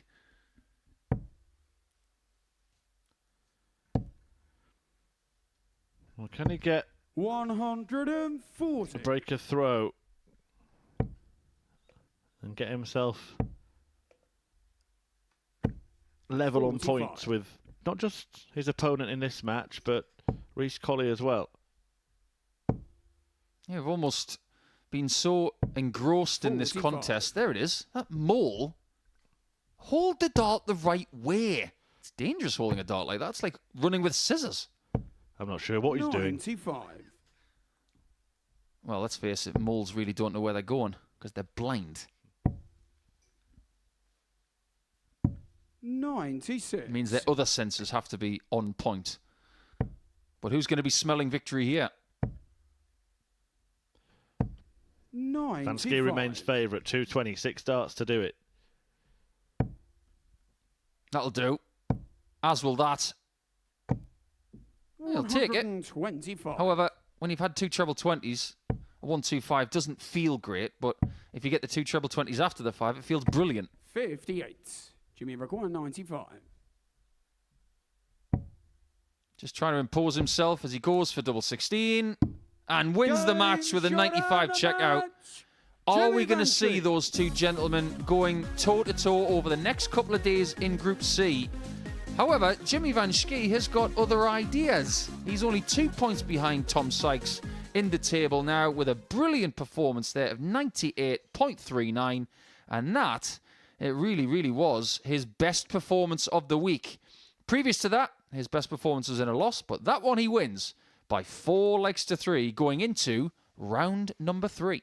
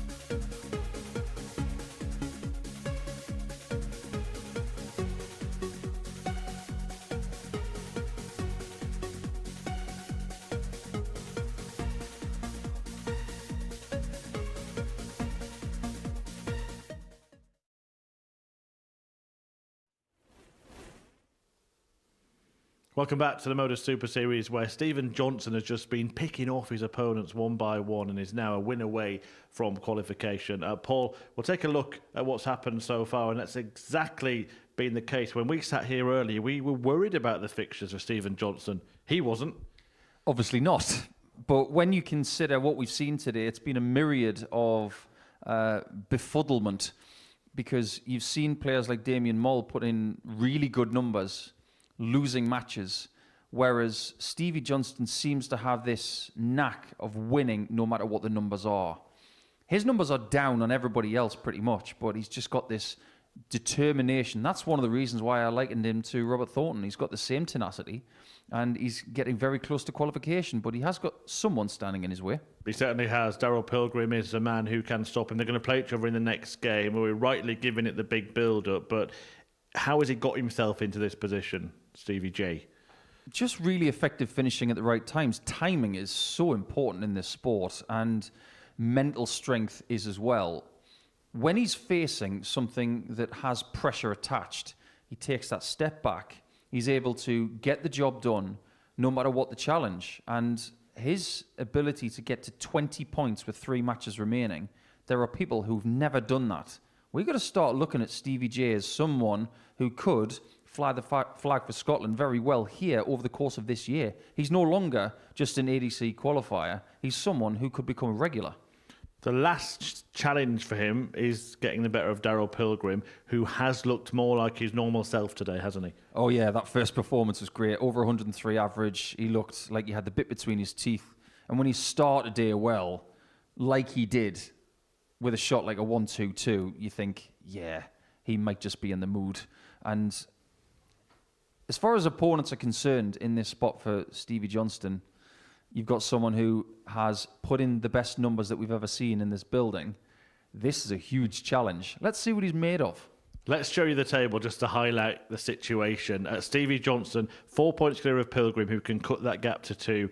But if Johnson wins the game, then Pilgrim, of course, can't catch him. So everything lies on this game in terms of winning the group, and of course only one player gets through to finals night. But just looking a little bit further down for a moment, do you think Tom Sykes is now vulnerable after Jimmy Van Schie won that previous match? Yeah, maybe a little bit, because Jimmy's performance against Damien was so good, his best performance of the week. Tom will take note of that, and it might frighten him into action, because Tom does not want to play tomorrow afternoon and on Friday afternoon. He wants to be in B. That is 100%. So I still expect Tom Sykes to qualify in the top 3, but it's not going to be easy. The players are on stage now, just completing their practice starts. What is going through their minds in a situation like this, such a big game? Weirdly, they're in slightly different positions. One's trying to catch, one's trying to protect. But they're saying to themselves, just win this game. Sometimes that results in an edgy situation. Sometimes both players will thrive. It feels like a knockout match. Someone could be knocked out, but at least if you're Stephen Johnson right now, you know you're not going to be knocked out even if you lose. That is a bit of a comfort blanket, but you just got to be careful not to take your foot off the pedal too much. And who does win it, in your view? I think Pilgrim wins this game, and I still think Stephen Johnson might squeak through. Yeah, big match, isn't it? If Pilgrim does win, can you see Stevie Johnson dropping off from there? Could it be that damaging? I'm going to say no, because of what we've seen the last couple of days. He's lost round 2 on Monday and Tuesday, but he has been able to respond. And usually at this time of day, he does bring a better level of performance. But it's been in response to a loss. He hasn't lost today, so he hasn't had that sort of urgency hit. So that's why I've gone for Pilgrim. I think he's playing better, and I think the set of circumstances that we've got are slightly different. Right, shall we stop previewing and just start enjoying?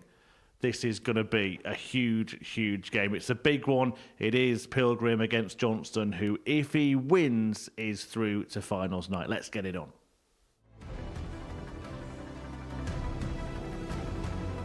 The bullseye to kickstart with the fish, and to kickstart with a real big moment. On the ball. In the ball. Pilgrim is perfect. Apologises, but don't apologise for that. That was beautiful. Yeah, the talking is over, and now it's time for the darts to make the noise as Daryl Pilgrim and Stevie Johnson play this crucial contest, the first of the third round of fixtures on the final day of Group A, and it's been kind of the perfect day and the perfect situation for Stephen Johnson. When we looked at it at the start of the day, we said, well, he's got all of the toughest players to play in his first 3 matches. But basically, Paul, he's just ticked them all off the list, knocked them all out, and Pilgrim is the last man that he needs to throw out of the ring. First leg, it's Stephen to throw first. Game on. It's almost like a darting Royal Rumble in WrestleMania week. However, even if Stephen Johnston is thrown out of the ring in this game, he still has a chance of qualifying. He's got a double chance, you would say. In round number 3 on Monday, Johnston played game 9 against Sykes and averaged 98.88, which was his best performance of the day. Yesterday, he played in round number 3 in game 7 against Sykes again and averaged 100.2, which was his best performance of the day. Now, I know I've already gone for Pilgrim to win this match, but the caveat to that is Pilgrim might need something akin to what he did in round 1 today to get rid of someone who likes round 3. 58. But I must go back to me saying that was in response to losing. That tells me that Stevie J does not like to lose. And when he's given a game shortly after that, he responds. But he hasn't lost today yet. He hasn't had that hit of negativity. Are we going to see 41. Another fantastic game on what's been a fantastic day? Johnson has been effective. He's been strong. Hasn't been spectacular. Other players have been spectacular. But 75. Stephen Johnson has just been a winning machine. Of all the machines you can have in darts, that's a pretty good one. Great tweet, by the way, 100. from Danny Streeter, who said, an outrageously talented and hungry group of players this is. Fantastic to see the strength that we're seeing from the lineups week in, week out here at the Super Series. Oh, I couldn't agree more. 84. Stephen, you're going 110. That wasn't really what Daryl wanted. We know what Stephen wants. He went bull for tops. He's reaching into his bag of tricks and going slightly unconventional there. Well, they've both done the same thing in the end, haven't they? Hit a bull when they wanted a 25, and that is disastrous for Daryl. Or is it? He almost a double one. What a weird checkout that is. You may not see a Stranger 11 checkout this year.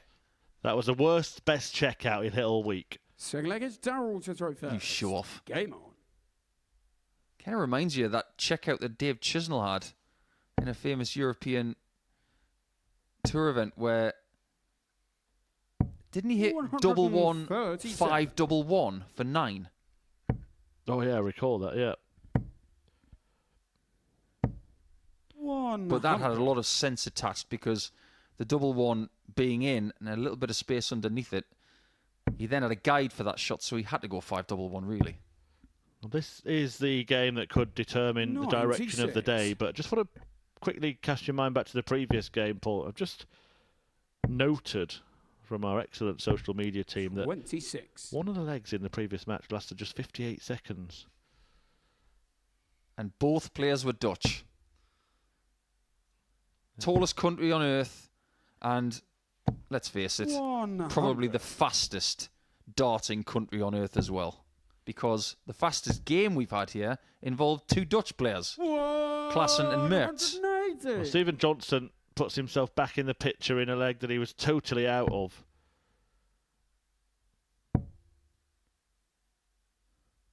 Interestingly,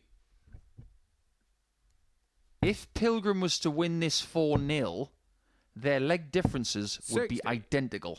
So we require 72. That would paint a really interesting picture going into rounds 4 and 5. Well, he might start to think about that prospect if he leads it 2-0. 32. Which he doesn't yet. Stephen, we did see Johnson earlier miss tops for this checkout. He's not going to check it out this time. 57. That we require Double top for 2-0. So far, so good for the man in Palace colours. Game shot on the That'll second do leg. very nicely. Darryl Pilgrim. Obviously, when it comes to playing against Stephen Johnston, The the way to beat him is don't play too well. Because if you play well, he'll just play a little bit better. However, if you stay in this 85 region, you might just have the little bit of kryptonite to get rid of him.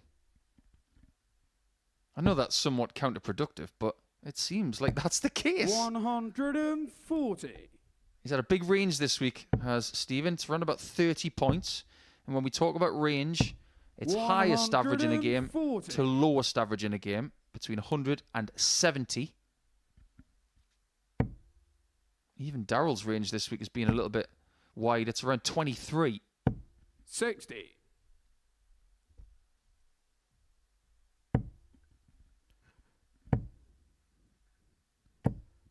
Well, it's still a good visit and a good leg from Stephen Johnston, and he needed it in this game.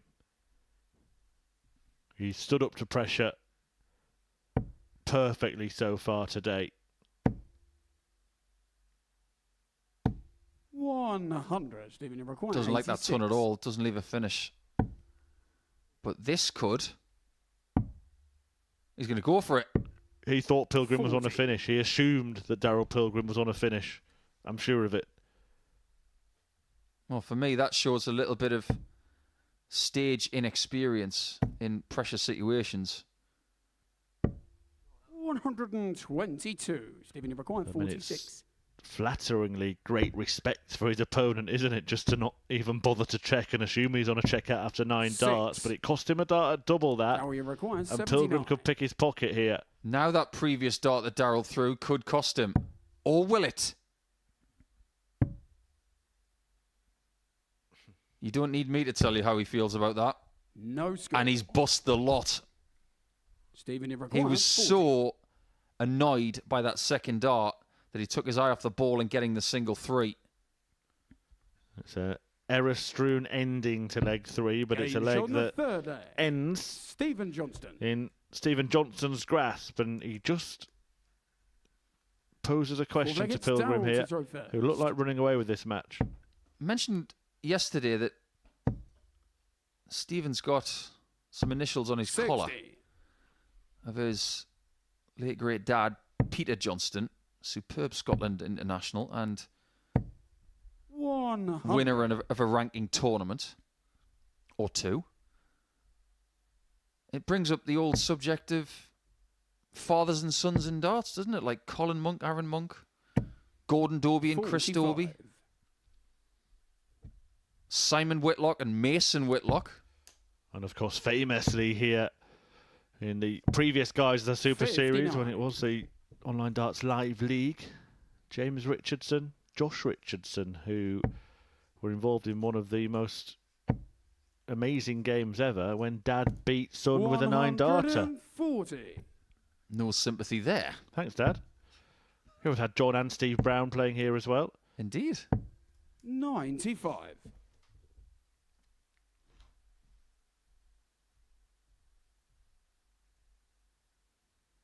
Yeah, not a bad scoring pack there for both players, but only one maximum so far, and Pilgrim might steer clear of the maximum here. That second dart's a bit precarious. Really good play from 177. Mr. P. And look what he's left. Time to get your own 80. back on 79. Revenge is very, Darryl very requires sweet, Darryl. 79. Is this what he's actually trying to do? Is it intentional redemption for Darryl Pilgrim? If at first you don't succeed, try and try again. 57. Well, payback, Stephen, you require 167. not for Mr. P, but it could have been payback as a B right there. He is going to come back for double 11, and he's got unfinished business on that section of the board. 59. Darryl, you He's require been either side of 22. it. Now he needs to get in the middle, which he does. Game shot on the fourth leg. 3-1 Darryl Pilgrim. And our Group A race may just be starting. If we look at who's got who We've had left, Stephen to throw first. Johnston has Game got on. Jimmy Van Schie in round 4. That looks a bit trickier now that we've just seen Big Jimmy put in his best performance of the week. And he will finish against Moll 180. in game 15. He has the last say. Will he have to do anything in that fixture after Pilgrim plays Sykes and 78. Jimmy Van Schie himself as well? It all depends on what Daryl and Stevie do here first. Well, it looks like we are going to have a race on our hands, folks. 60. Pilgrim is a leg away, even though it may not be this leg. Johnson opening with a maximum, and then we used to say cut it in half by not finding a treble in his second visit. 57.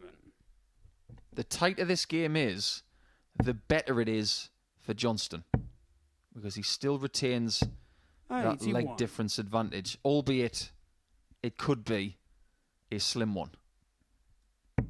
At the minute, it starts at 8 legs. Daryl's cutting into that, but only if he 99. wins.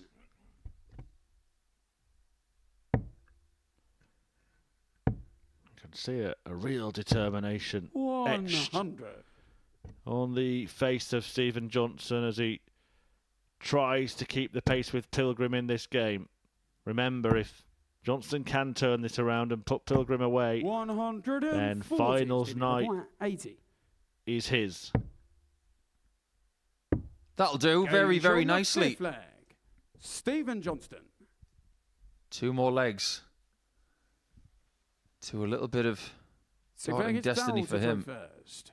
Everybody's first goal, no matter what they say. They can talk about playing one game at a time, but they all think 140. making Saturday is the first mission, which it kind of is. Every week, half the field make it, half don't. 100. And let's not forget, Johnson was one of the big outsiders in this group. Pilgrim was a strong favourite. So it's a little bit different to Matthew Edgar's experience in the Faroe Islands recently, where 140. every single player in the round robin phase made it through to the knockout stage. That was a bit of a strange one. 100.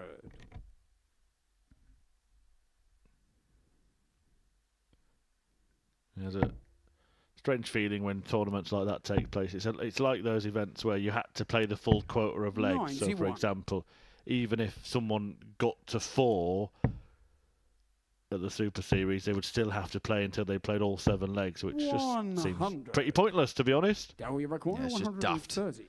There's nothing daft about this situation for Daryl. He's only 2 darts away from winning, and he's decided to reject any sort of bullseye finish again. 3rd time today, and every single time he does it, 90. it's because his opponent is not on a finish. He now has guaranteed shots at the outer ring to get himself within 85. 2 points of Dowie the top require spot. 40. Double top to do just that. Double 10. Ooh. Ooh. Ah, Game Daryl shot Pilgrim and gets the it done. Daryl Pilgrim. 4-2. And Stephen Johnson is not yet there. Pilgrim still in the race. Cuts the gap to a couple of points. And the Eagle is soaring at the Super Series. 18 points for him, 20 for Johnson. We are going to have a sprint finish, a grandstand finish in this group. Johnson, who's only lost 1 game a day, well, if he keeps that record up, will go on to win the group. But if he's beaten again, then Pilgrim is ready to pounce. Coming next, Tom Sykes takes on Damien Moult.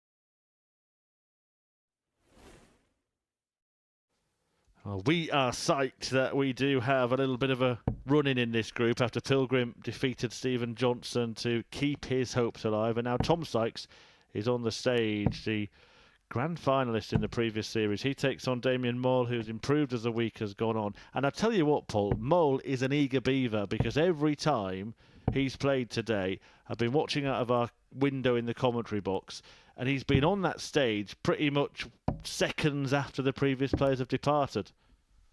Straight out the blocks, nothing wrong with that. Very eager to play and very eager to win as well. First leg, it's Tom to throw first. Game on. But at the minute, Damien seems to have this formula of playing pretty good stuff 40. and not getting the results like he did yesterday. Yesterday was a great day for him. 6 points, winning more games than he lost. 69. Definitely raised his level of performance. In fact, he was up by nearly 9 points from Monday to Tuesday. He's 96. continued. In fact, he has embellished on his level of performance statistically from yesterday, but he still hasn't got a 80. win. That's why I think, and you think also, Murph, that wherever he lands over the next couple of days, and we know he's going to be in Group 44. C, but wherever he lands in the schedule and whoever he plays against, he's going to be dangerous. Oh, I think Mole may pop up at finals night on Saturday. 136.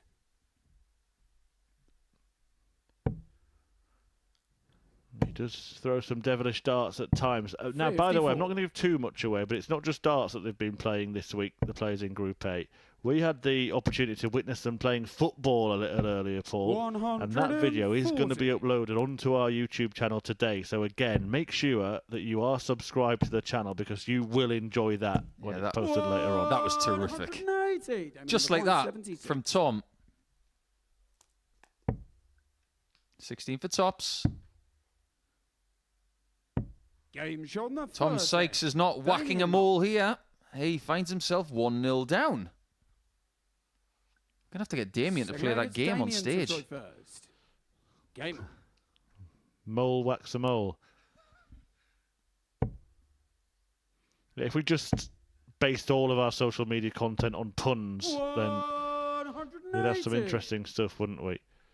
We get Reese to stand there with a spoon. Please don't hit a 9 dart when I just said that at the start of a leg. I was going to say, who are you talking to?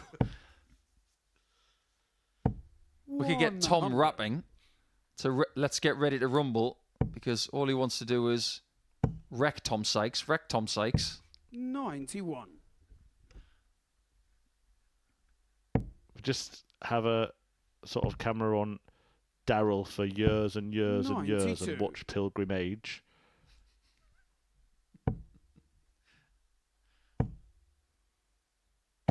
This is an imposing 129. second leg here from Tom, but he might find himself on the end of a loss again if he's not careful. 57. Tommy require 90. Double 15. Oh, what a great miss. But he's missed 84. twice. Damien requires 72. His mission is to stop missing. Mole's mission is to punish, and he's now missed, which means, well, it could have been only the bull. Instead, it's double 11. Ironically, the one that Sykes just misfired into. They've both got a broken sat-nav. 61. Tommy requires U-turn. 6. Recalculating. Oh, how does he hit that? No score. Damien Ran into requires traffic. 11. Tom Sykes. Damien Mole reaches his On the second destination. leg, Damien Mole. Do you know what I like about Damien's game? No matter what's happened this week, he's just kept his composure. He looks robotic. So look, it's Tom to Not throw letting first. anything go. A tremendous way of looking at this 55. very, very taxing game. His demeanour. Well, we've seen many players come and lose all the games on a Monday, and then they've played like they're carrying the weight of the world on the 59. shoulders. He's not demonstrated any of that. He Yeah. looks like he's enjoyed it. Absolutely. Remember when Willem Mandegers was here? Really struggled throughout the whole week. 31. And it could have easily been the same for Damien, but his ability to brush off Monday 58. and still have us talking about him in such a positive sense goes to show how good a player and how stoic a person he can be. Plenty of 43. Dutch engagement in the chat room on YouTube. My only problem is I don't 94. speak Dutch myself, so I don't know what you're saying. Can't read it out. How many Dutch words do you know? Lekker. Delicious. 60. Is that right? Does it mean It's delicious? Something to do with good, isn't it? Yeah, I think? it means It's a- delicious it's in a German. I think it's very positive. similar. Yeah. Geflichtet. Now, GE at the start is past tense, isn't it? So, is that something about flying? 120. Oh no, I don't think that's that. I think it's. Oh, don't get me started on the G's in Dutch. I'd have a sore throat. It's an expression of 125, approval. It's a number well 192. done, basically, Ah, I see. in one word. I only know 2 Dutch words. Yeah, but you can't say them. I know where 2 Game double shot 18s the is. Third leg. Tom Sykes. Tom gets himself into the game. One of them I can say, the other one I can't. For One of them is Damien to go Bloomin' first. Game on. Flowers. Because one of the premier countries in the world that 60. give flowers to pretty much the entire continent is the Netherlands. When Michael van Gerwen hits a 180. score like that, he shouts, "Come up!" So I know those two as well. 100. I'm just very glad that you cleared that up. I thought he was saying, come on. Well, he is, but in Dutch. 130. I think it's amazing that a lot of sporting stars around the world who are not of English-speaking mother tongue tend to 100. celebrate in English. Did you ever hear that rumour that Roger Federer, when he was on court and he wanted to swear, he'd do it in Romanian so that he wouldn't get caught? 93. I think that's genius. Well, this could be another fantastic leg of darts from 57. Tom Sykes. Potential Tommy McCoy, 11 94. darter on the cards here. And it remains on the cards. Double 10 for a dozen. Beautiful. Game shot on the fourth leg. Tom Somebody's Sykes. cooking now. Another good game where Damien Fifth is leg, it's involved in Tom a to bit of throw a brutal first. Game on. war of darting action here. I've only heard one of the players use that word war, and that was Stephen Johnston. 125. After Monday's play, he's still the chairman of Group A, but it has been planted into a little bit of doubt by Mr. P. 95.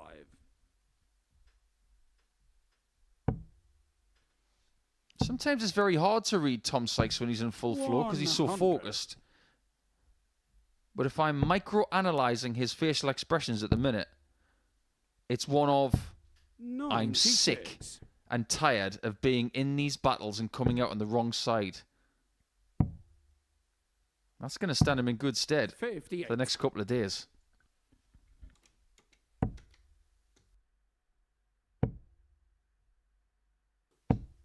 $100.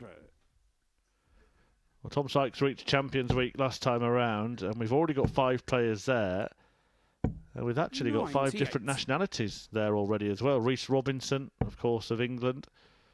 Bradley Roos of the Netherlands, like Damien Malt. Conor Heenahan, Republic of Ireland. 85. Neil Duff, Northern Tommy McCoy, Ireland. And Andreas 120. Harrison of Sweden made it on Saturday. Very, very good.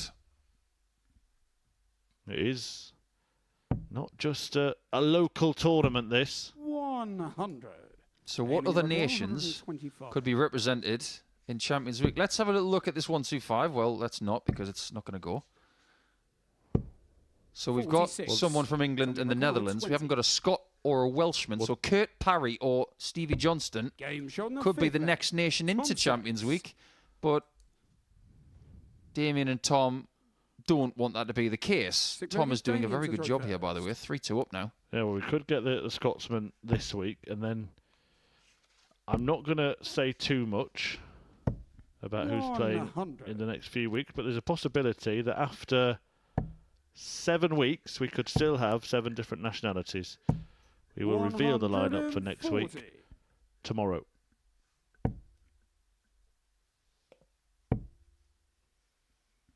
Just a bit of proof to the 99. Z generation that you don't get everything right away. You still have to wait for some things. Remember the time when you watch a program and you think, oh, I've got to wait till next week to watch it again. Oh yeah, now it's next episode in 5 seconds. 4, 3, 2, 1. 94. The next episode for Tom Sykes is Daryl Pilgrim in Game 10. Ooh, tantalising. 100. You don't have to wait till next week for that. You might have to wait 40 minutes. Well, Sykes has been sensational in this game, and he could carry on that trend. 2 Dark Kill here would take his average over 100. He's over the top. But he hits the 100 to win the match Tom Sykes. in some style.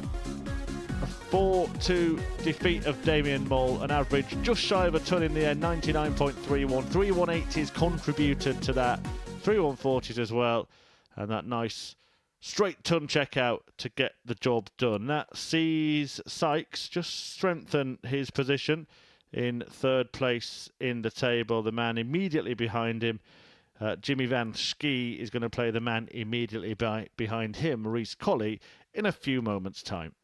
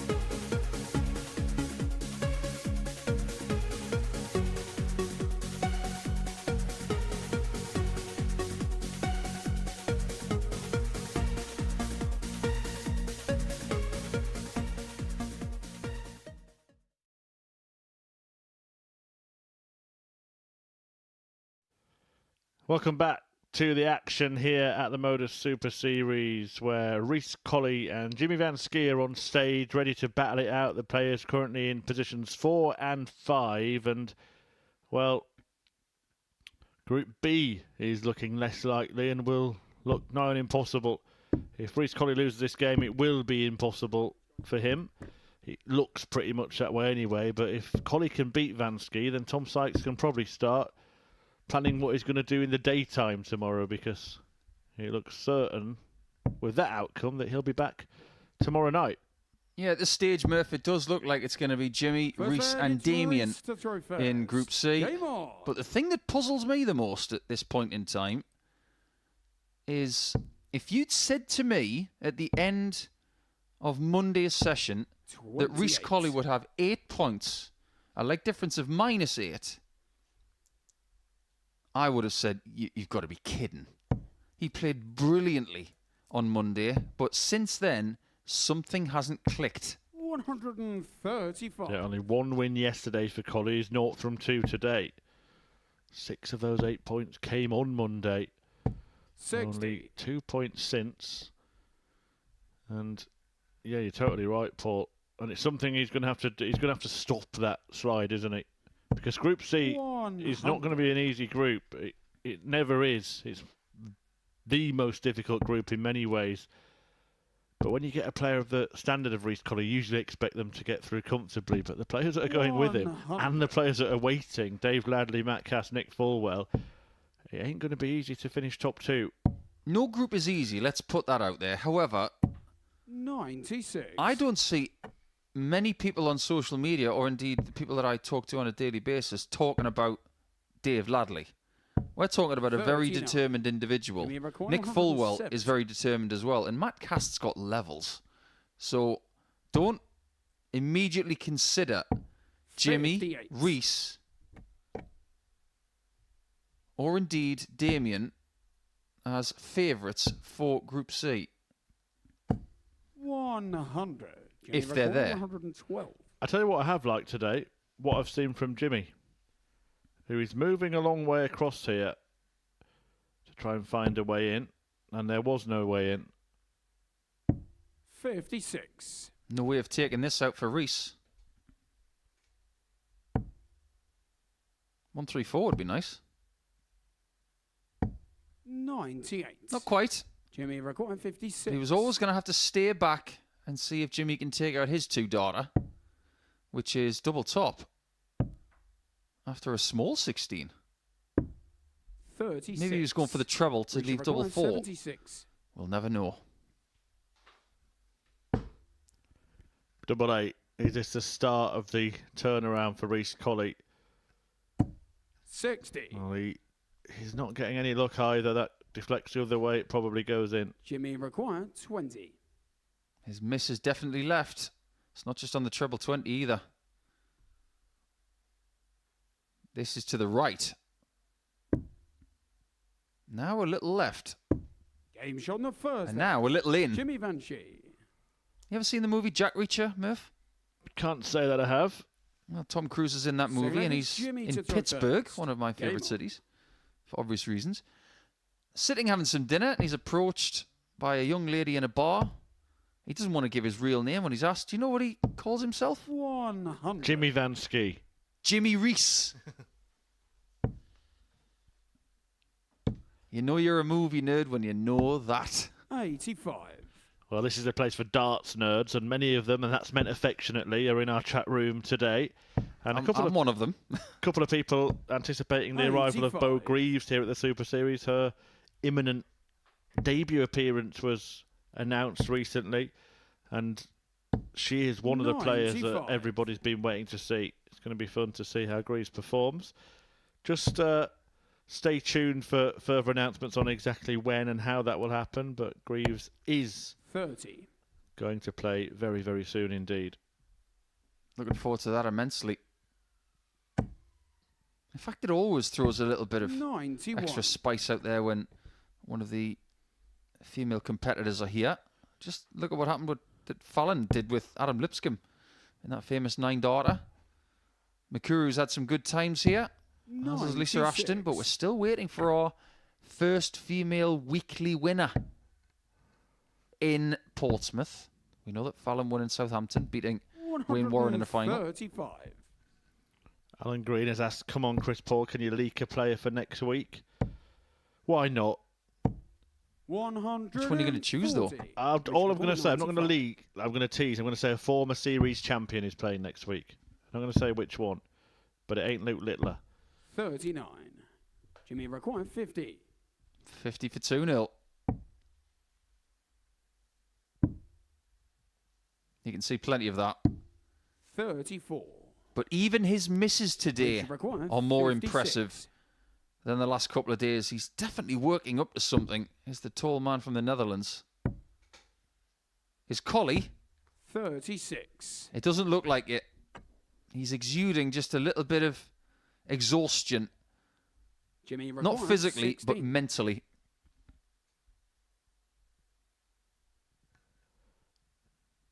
Two 0 then if he finds double 8. Or double 4. Well, he surprised, wasn't he, by the James on margin the of the miss, second but he put it right Jimmy very Van quickly. Schie. Some reaction from Jimmy. That's a bit like going to the Netherlands, ordering your dinner, and you look on your They're plate looking and there's for something on the plate that first. isn't in Game. croquette form. They do like a breadcrumb over there, don't they? Don't they love a croquette? 45. They like it with mayonnaise. Yeah, yellow mayonnaise as well. And that really, really hot ketchup that they like over there. Did you ever have any of that? 60. It's like curry ketchup. Oh, yeah, I know what you mean, yeah. They're not Anyway. particularly noted for their cuisine on the world stage, Yeah, the but Dutch, but they do have some great 140. restaurants. But they hate ours. They hate British cuisine. Do you know what the best restaurant is in the Netherlands? 41. It's a place called De Libri. Has multiple Michelin stars, and it's always featuring in the top 50 restaurants in the world. It's in Zwolle. What do they sell? And don't say food. 180. Very, very fancy stuff that I can't pronounce. Well, Reece Colley finally 50 starts now. to feast on Reece trebles here. A 180 136. to give himself a healthy advantage in leg 3. 45. You're not really burning up a quarter mile there, Reece Lightning, but 91 left. Still to get your first leg in this contest. 100. Or you require 91. Speaking of Dutchman, was Vincent van der Voort not once called Grease Lightning? I think he was, actually. Something to do with the fact that he was a quick thrower. Game shot. Quick throw and had gel in his hair, Reece but Colley. one aspect of that disappeared, didn't it, for Vincent? Was he not as quick Jimmy to anymore? throw first. Game on. Yeah, one of the tallest Dutch players out there. And one of the reasons that Vincent had trouble with his game is because he had back problems. And that is very common in very tall people. 180.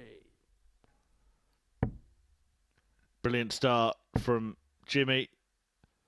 Lighting up the live lounge with a 140. maximum. Carry on. Look at that. It's a perfect guide. Oh, Jimmy. 100. Still a good leg. 140 ahead.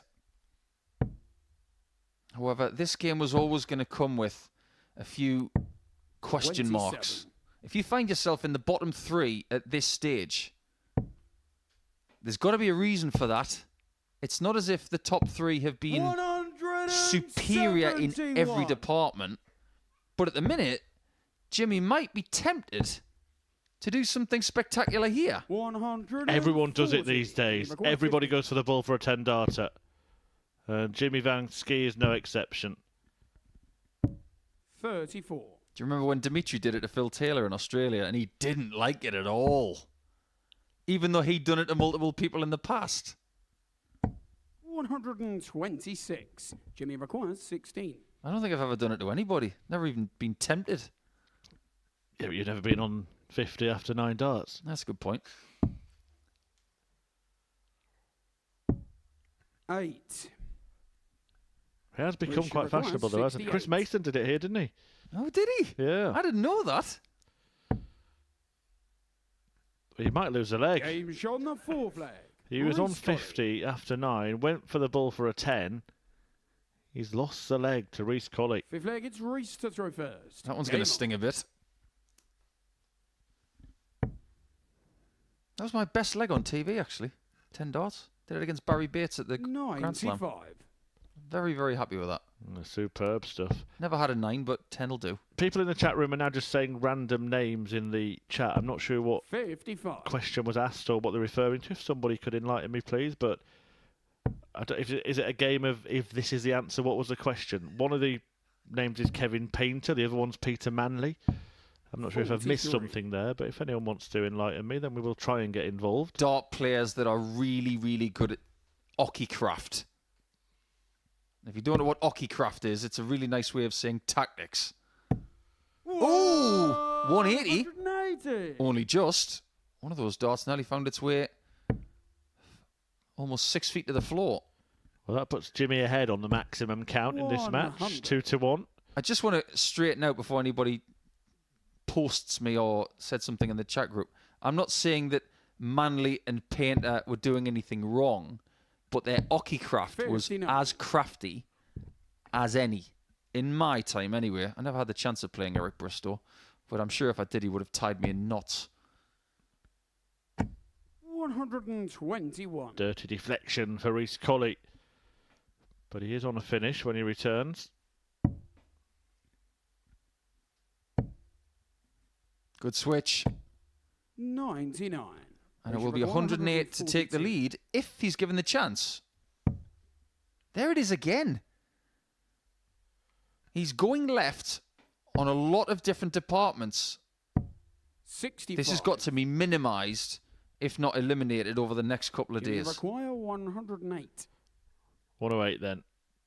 For Van Schie to take full advantage. Nice marker that. But he can't use it. 56. Risha requires 77. Just keep this simple. Okay, just be aggressive. 72. Jimmy thought that was going to go. I was with him. But Jimmy now he can go requires 3-2 in 52. front.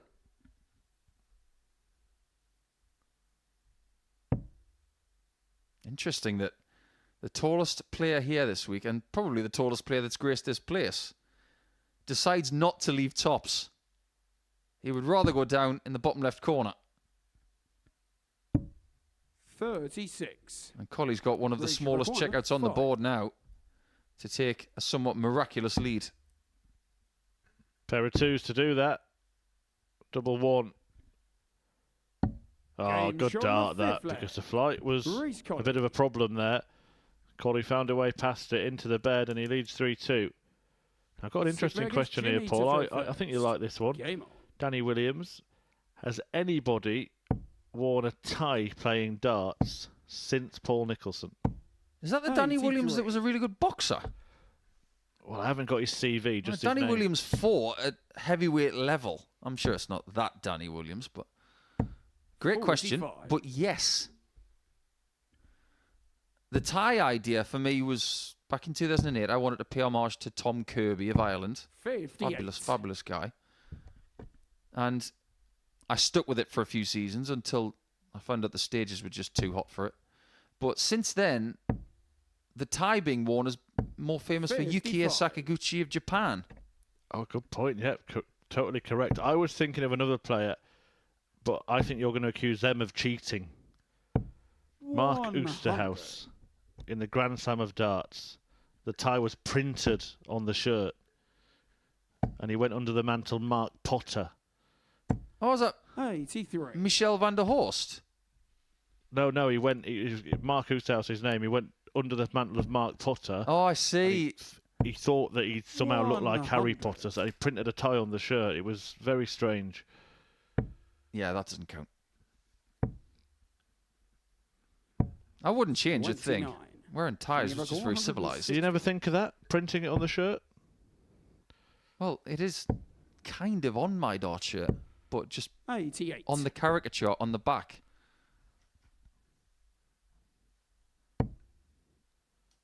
There you go. I hope that answers your question, Danny. 140. Now, Jimmy's not going to be tied Jimmy down requires if 72. he finds 72. He'll still have a chance of winning this game. That was fast. 66. Not Reach good require enough, though. 149. Biggest checkout of the week for Reece Colley, 160, and it feels like that was a long time ago. It was on 55. Monday. Jimmy requires 6. Well, Jimmy Van Schie would be advised to get on his knees to try and hit this double.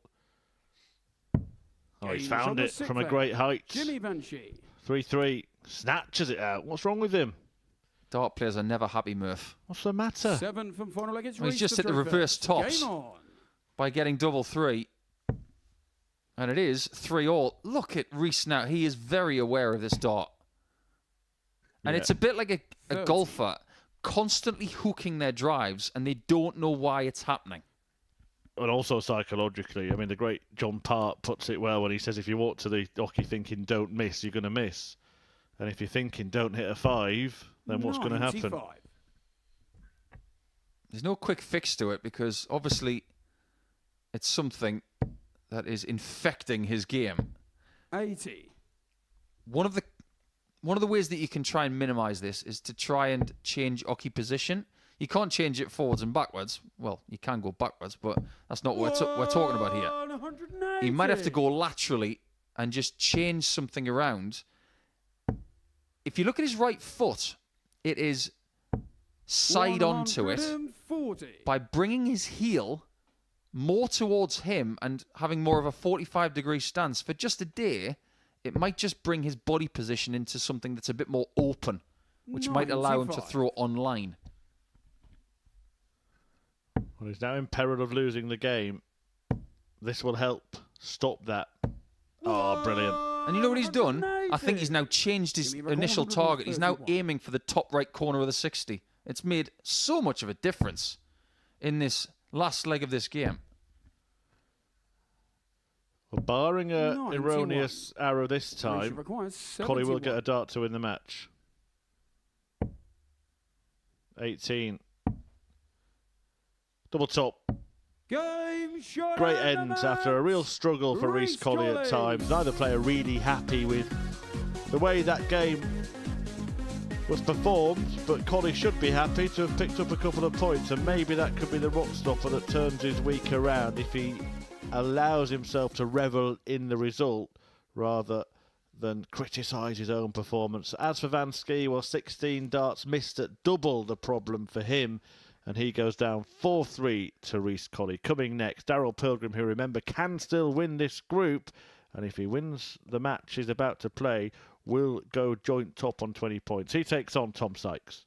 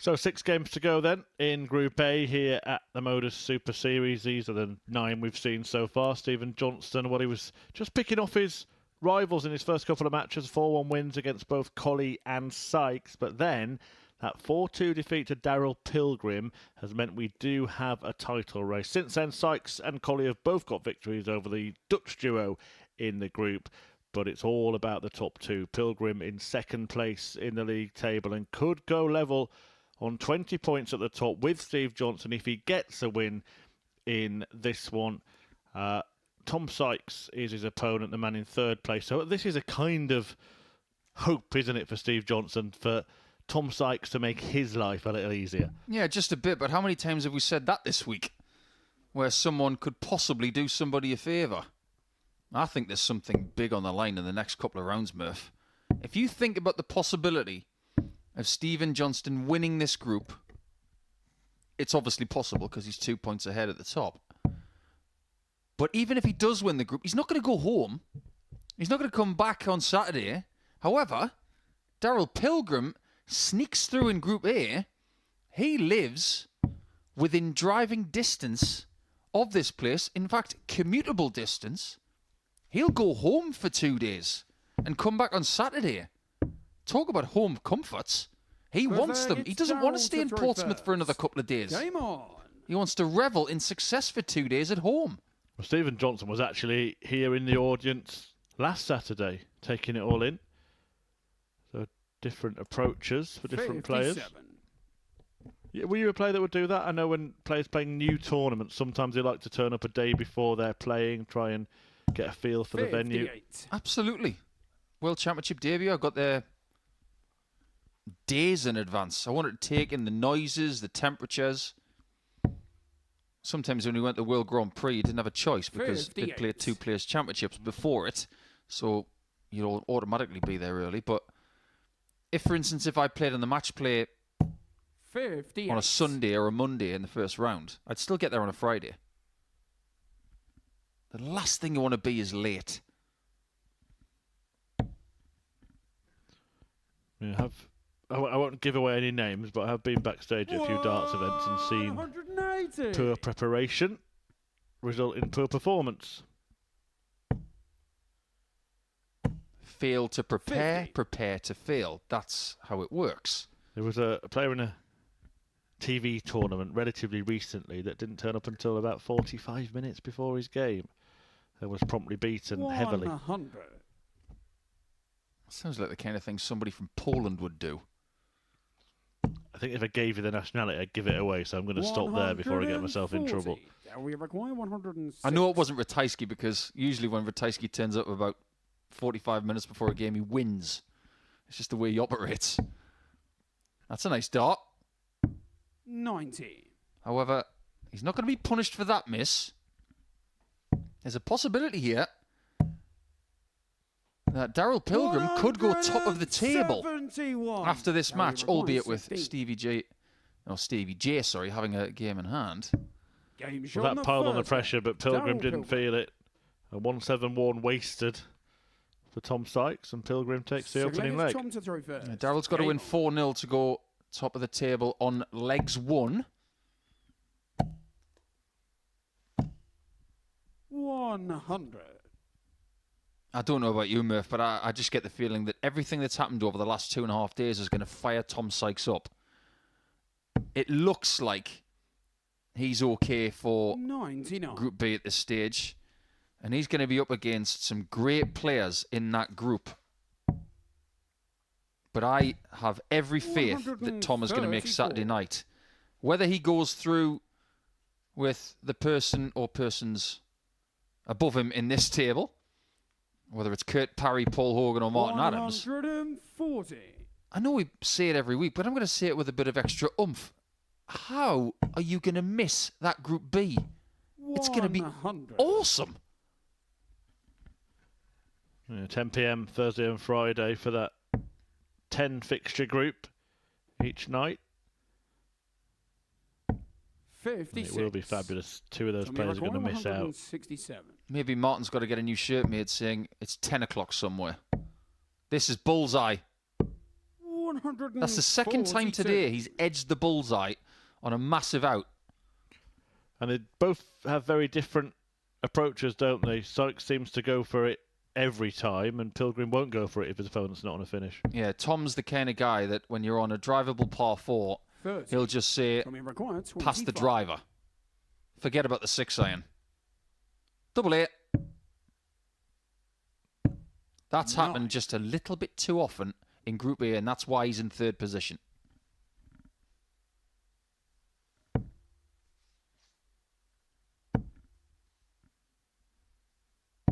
$97. Tommy requires 60. Both of these guys have been pretty good at finishing their campaigns the last couple of days. Game shot in the second leg. You just wonder who's going to have the impetus going into their final round match. Stevie Johnston in the practice room right now, thinking that if he doesn't win that game and Darrell wins this one, the final round's going to be really interesting. 93. You know, we were talking about strange darting names yesterday, and I brought up my old pal Wilhelm Schwingenschlögl. I remember, yeah. Well, somebody else from Austria is celebrating their birthday today with a great name. Daniel Schlupffinger. 100. Anybody in the chat got a better darting name than that? I'm not sure you'll be able to find one better than Daniel Schlupffinger today. 40. I'll tell you who is in the chat. Scott Campbell, of course, who's played here at the Super Series, giving some support to Stephen Johnson. He's made an interesting point about that previous game. Did going for the bullseye for the 10 darter actually end up costing Jimmy Van Schie the match? How many times have we said that going for the bullseye when you don't need to costs you a leg or indeed a contest? It happens an awful lot. I'm just talking about the fact that Tom Sykes will always go for it, whereas Pilgrim does play the percentages. Yep. Very, very much so. Bit like Stephen Bunting back in the 2014 Lakeside, where he never went for an odd number double. He always split it. 95. I can say hand on heart that going for a bullseye on a big checkout against Wes Newton at the 2014 match play cost me the match. I shouldn't have gone for it. I should have split and left double 16. Going for it, trying to keep the crowd quiet and to make myself feel better. It ultimately cost me one of the most heartbreaking defeats of my entire life. That is not heartbreaking for Mr. P. Another question is about how can you see the league table? Just go to the website, modussuperseries.com.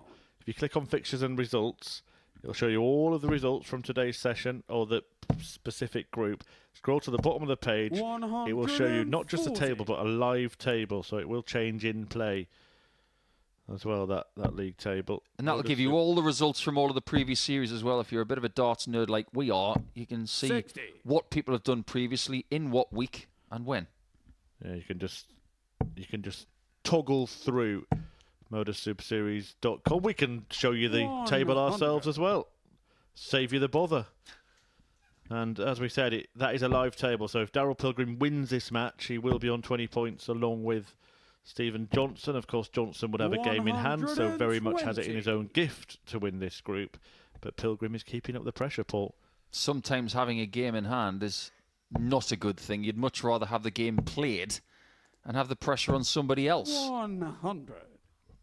Needless to say, Newcastle had a game in hand in years gone by in the Premier League race and ended up being heartbroken by the likes of David Batty and Ian Warne in that famous title race that Man United nicked at the end. I'm not falling for that one. You know who you are in the YouTube chat. I think Bart Simpson phoning Mo's Bar, Paul, and you'll know what. Oh, yeah. I know all about that. 45.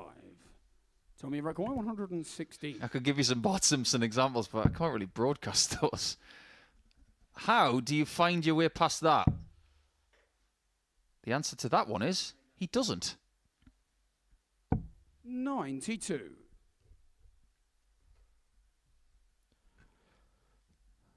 So then, double 12 for Tom Sykes to level this match at 2-2. Remember, this is huge for Darrell Pilgrim. Sykes a thorn in his side at the moment, if he can hit this double. Sykes is on the cusp of getting himself definitely into Group B. His leg difference is much better than Jimmy Van Schie, Rhys Colley, and obviously Damien Moll's out of sight at the bottom. well, because of Colley winning that match, actually, if Sykes wins, they can't catch him on points anyway, can they? He'll be on 16, they'll only have 2 to play. So Sykes, yeah, good point. Almost missed in the race for the top, that if Tom Sykes wins this match, that's it, he's in Group B. And how good a Group B it's going to be, as you just referred to earlier on. Adams, Hogan, Parry, Sykes, and one of Pilgrim or Stephen Johnston, which makes it even more important to win this group and avoid that. Yeah, just a bit. I know that 3 spots out of 5 is particularly juicy, but when you've got that talent in your way, 54. nothing is taken for granted. Just look at Chris Quantock, weekly winner, didn't get through a Group B recently. Well, we saw that happen to Connor Scott, didn't it? Finish bottom of Group B last week. I think with just 1 win. I know it's easy for us to say, but it is getting very, very hard. Harder by the series to pick up these titles. It's amazing what Darren Webster and Jeff Smith said when they made their debuts here earlier this year. They said, we didn't know it was this difficult. And neither of those players have won a week yet, even though Darren Webster did take part in the Champions Week as an alternate.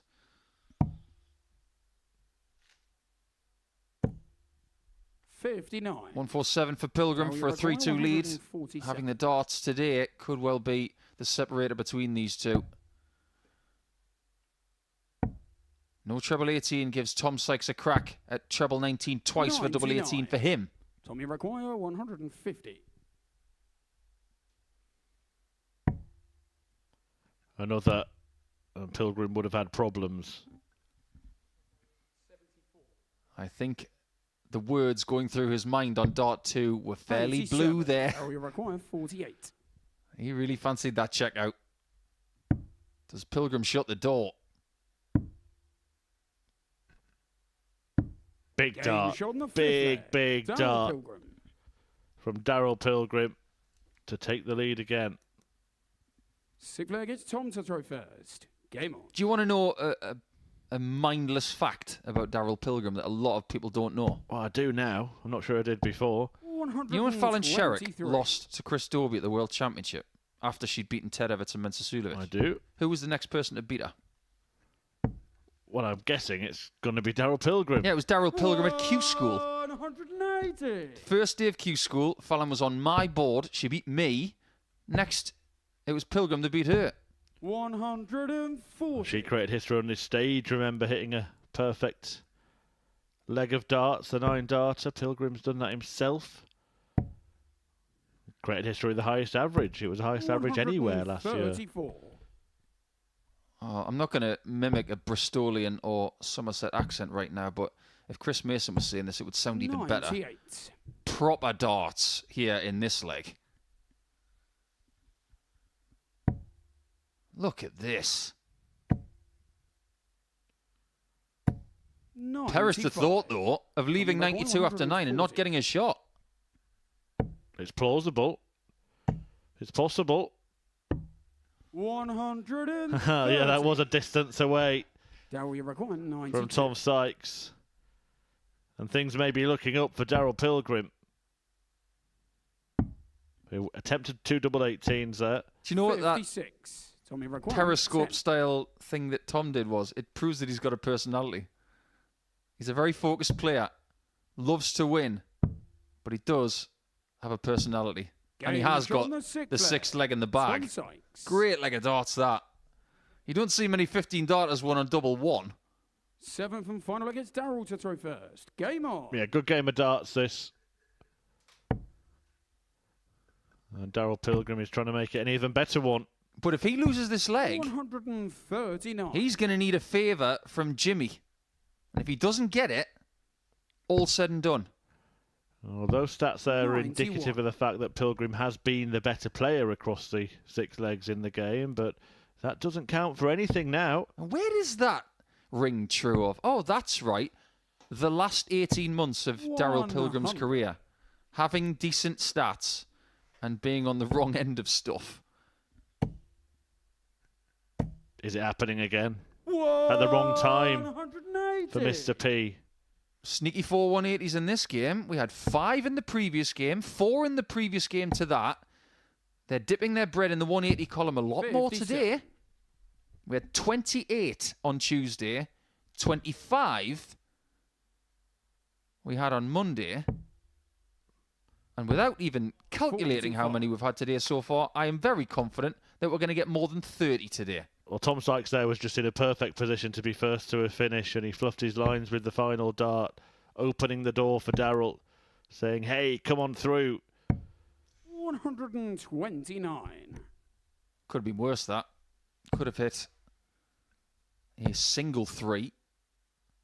90. 76 to win what has been an excellent match. 76. It's been a right royal darting ding-dong, this one. But will it be Mr. P? Oh, 38. no. That's not the one he wanted. Tommy Raquan, 95. Somebody's been sleeping in my bed. He went to the other one. Double 19. Sykes has stolen it. That's catastrophic for the chances of Pilgrim winning this group, and he knows it. As for Sykes, though, he is definitely going to be in Group B over the next couple of days. I think Sykes even feels just a tiny bit guilty of what he's accomplished there, but he might have to play it against Darrell for the next couple of days to continue what is a fascinating head-to-head, which Tom Sykes has now by 2-1 over the first 3 days. So over to you, Stevie J. Can you punch your ticket to Saturday against Jimmy Van Schie next?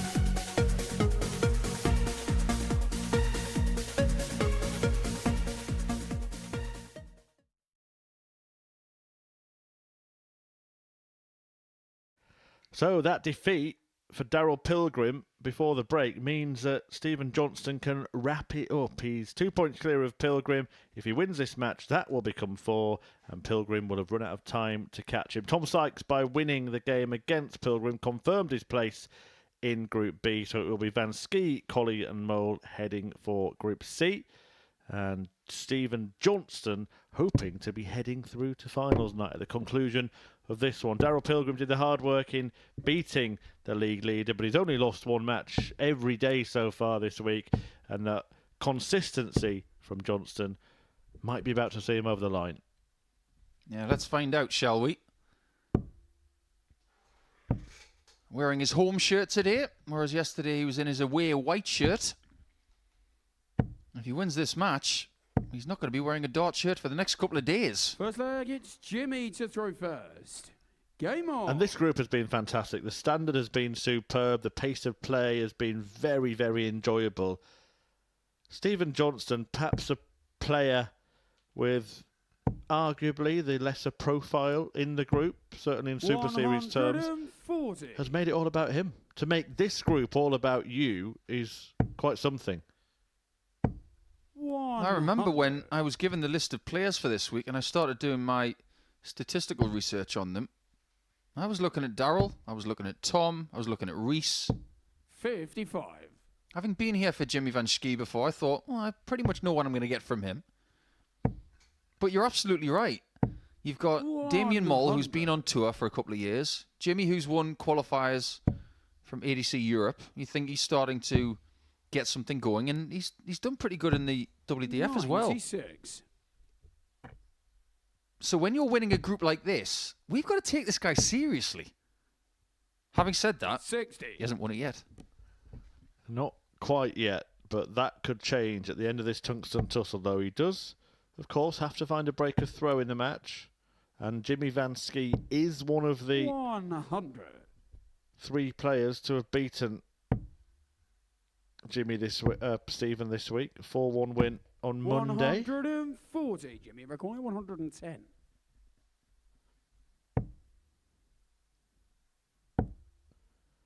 Not to be on this occasion, so 54. Stevie J for 101. Sorry, I said 3 players. It's actually only been 2 because Daryl Pilgrim's beaten him twice, hasn't he?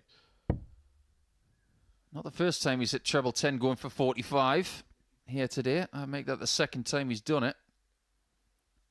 61. Jimmy requiring 56. Jimmy, who has won the Romanian Classic this year, is looking for tops. 60. Doesn't quite get there. Stephen, you require 40. Well, the trick to winning darts matches is when they miss, you hit. And that's what Stephen Johnston has been doing all week long. Stephen Johnston.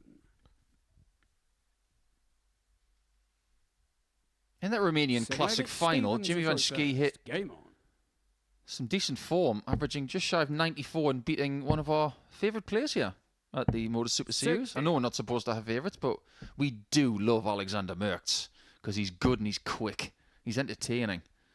En route to that title, he not just beat Alexander, but 55. Cedric Curran of Belgium. He beat Laszlo Kadar of Romania, who's one of the best players from that region. 60. And Carl Wilkinson, who obviously likes the Isle of Man. He had a really good time of it recently in the Isle of Man, didn't he? You do wonder if it's 140. enough from Big Wilkie to get himself an invite back to Portsmouth. I'd be shocked if he wasn't here over the next few months. 60. The man who won the Isle of Man Masters. Alexander Merckx, you mentioned, he was in the quickest game ever, wasn't he, at the Modus Super Series? Remarkable 96. match. Lasted less than 6 minutes between himself and Jelle Klaassen. Yeah, he broke the record by over 10 seconds. That's a bit like someone breaking Usain Bolt's 100-metre record by about 1/10 of a second, which is unfathomable. 45. If you're going to get something like that, though, you need a good dance partner, and Klaassen is probably the ideal dance partner for that. 60. Well, I'm going to remind you of the reminder now. If Stephen Johnston wins this game, he's won the group. And he will know that, and he's already been in that position and lost that game. The slight difference is this time it's not against a player that is trying to stop him. 45. Stephen Iroquois, 100. And if he loses this game, he'll have another chance. How many chances do you need? 96. Jimmy The last thing you want to do is dwell on it. That'll do. Now, this is the problem he's always going to have with his angle of entry. That is a wonderful single. How is his double? 100. Almost perfect. He thought he had that. Stephen requires 65.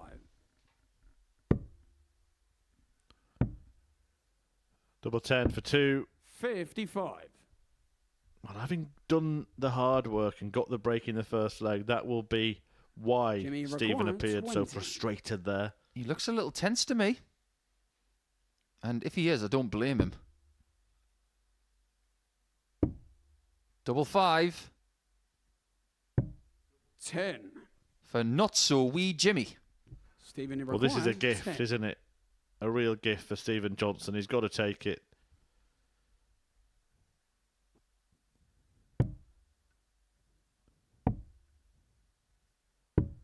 Can't 6. take it. Jimmy requires 10. These are behaviours that are very, very hard to stop when they find themselves in your head. If you keep missing, you might think you will continue to miss. Just like that. No score. Stephen requires 4. How many presents will present themselves to Stephen Johnston? Game shot in the Wow. second leg. Wow. Stephen Johnston. Well, where did that come from? And that tells me that Paul Nicholson alongside me was They'll look at spot Jimmy on to throw first. when he said Game Johnson on. was feeling tense, because that was a release and a relief. Absolutely. You know what that was like? Just before you said, I don't think Jimmy can get over it. I think he's still feeling the reverberations of the echoes around the old church here in Portsmouth. Did you see 47. the title sponsor at the World Championship having impressions done of certain top-level dart Yes, players? fantastic. That was very, very much No, like the 97. Getterman Price one. Conor Moore is fantastic, isn't he? He does impressions of F1 football. He got some darts players down to a T. He did Phil Taylor brilliantly. He did 95. Getterman Price brilliantly. Phil Taylor, Raymond van Barneveld. The list goes on. Excellent stuff. 100. I've been spending too much time with you, Paul, I think, because it's just occurred to me as I'm looking at the little score graphic there that if those two players switched 100. their first names, it would sound better for each of them. Jimmy Johnston. 140. Stephen Van Schie. I knew you'd like that. I think Jimmy Johnston was a very famous NFL 99. coach. Stephen Ibrahimovic, 164.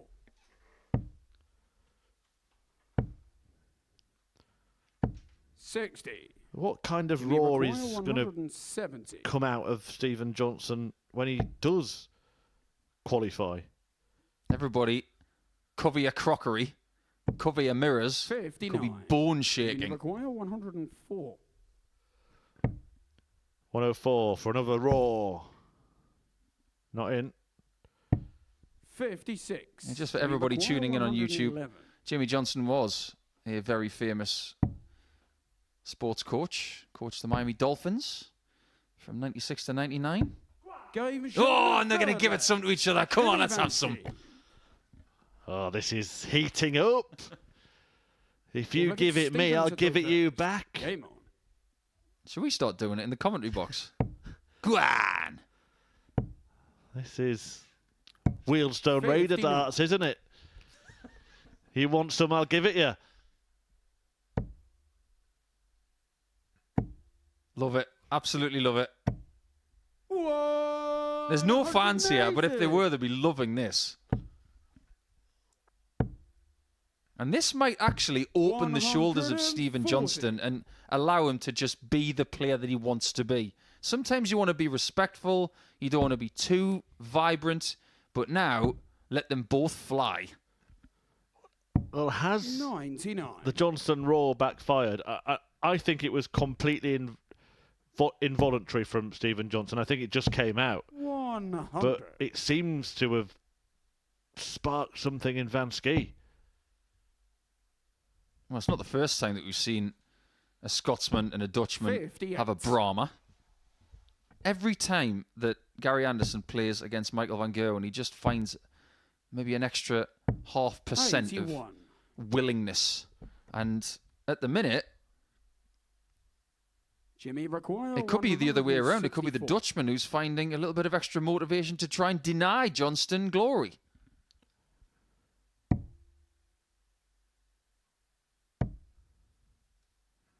Could be about to get level, but first we'll have to rely on Johnston not cleaning up 1-2-1. He's going to make him wait to have a go at it. 92. Stephen require 121. Any price of bullseye finish again? It's not a bullseye. 107. He genuinely thought that was going. I think we all did. Jimmy requires 72. Somebody turn the speakers down. He hits this. He might get loud again. 666. I prefer not to speak. Game shot on the 4 flag. So does Van Jimmy Schie. on this occasion. But it is 2-2, and Stephen Johnston, Fifth when he it's roared Jimmy at to 2-0 throw up, it first. suggested that maybe he thought that Game was the on. moment. It's far from it. Time is ticking away. Is there a final twist in the tail? 140. 4.5 games to go. And there was a risk that after 4 or 5 games played today, it could have all been said and done. But 60. this is going down a very different path. It's like going off track in IKEA. You find yourself in the wardrobe land when you're out there for a spade. 57. I didn't know they sold wardrobes and spades at IKEA. I've only ever You get bought everything meatballs. at IKEA. Get 94. everything. They get meatballs as well. That's all I've ever bought from there. And dime bar cake. Oh, a little pause from Jimmy and a shake of the head.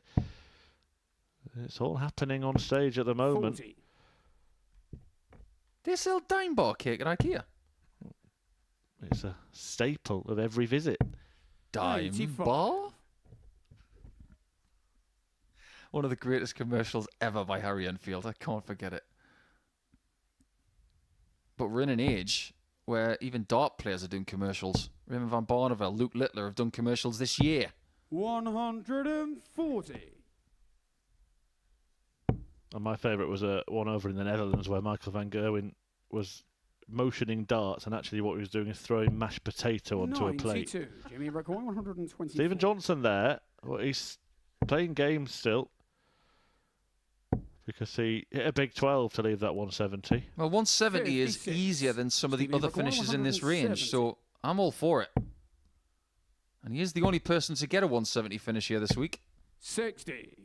Jimmy require He's starting to get 68. frustrated now. This is a very difficult mission from here on out, especially if he loses from here. Is he 3-2 down? 60.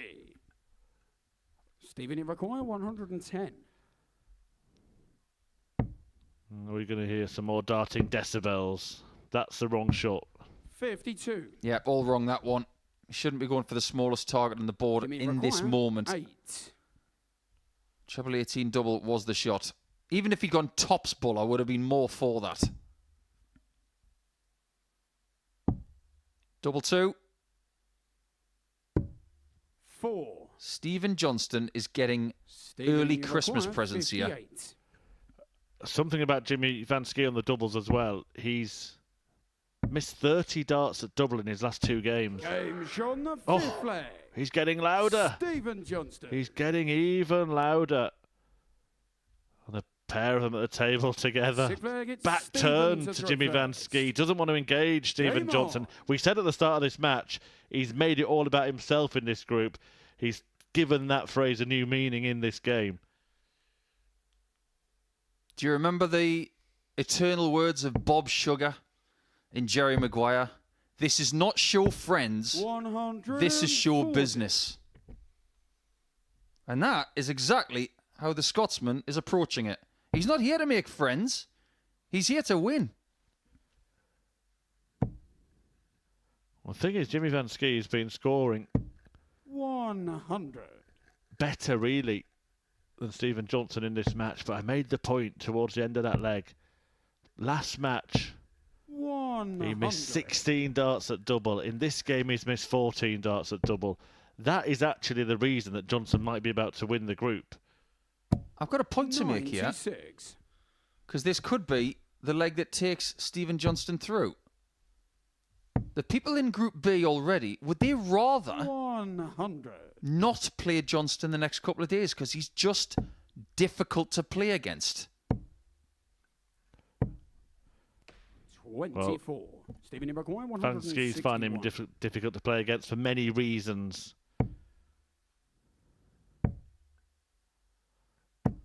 When he goes for a winning double, which he now will do in this leg, myself and Paul Nicholson are not going to speak for at least 5 seconds. 59. Stephen Ibrahim, 64. From now.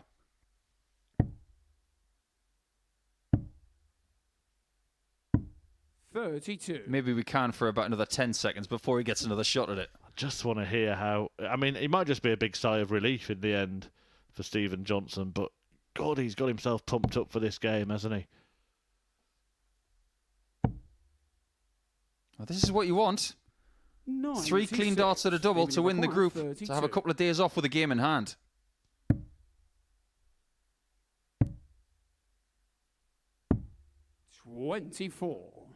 Is there sometimes a feeling of putting too much into it, trying too hard, making it too important?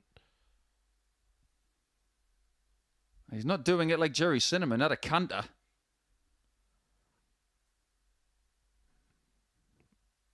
Well, the old saying, isn't it? Practice like it means everything. Play like it means nothing. Certainly hasn't been a match where the players have acted like it's meant nothing. And if Van Schie can take this, watch out, listen up, 6-6.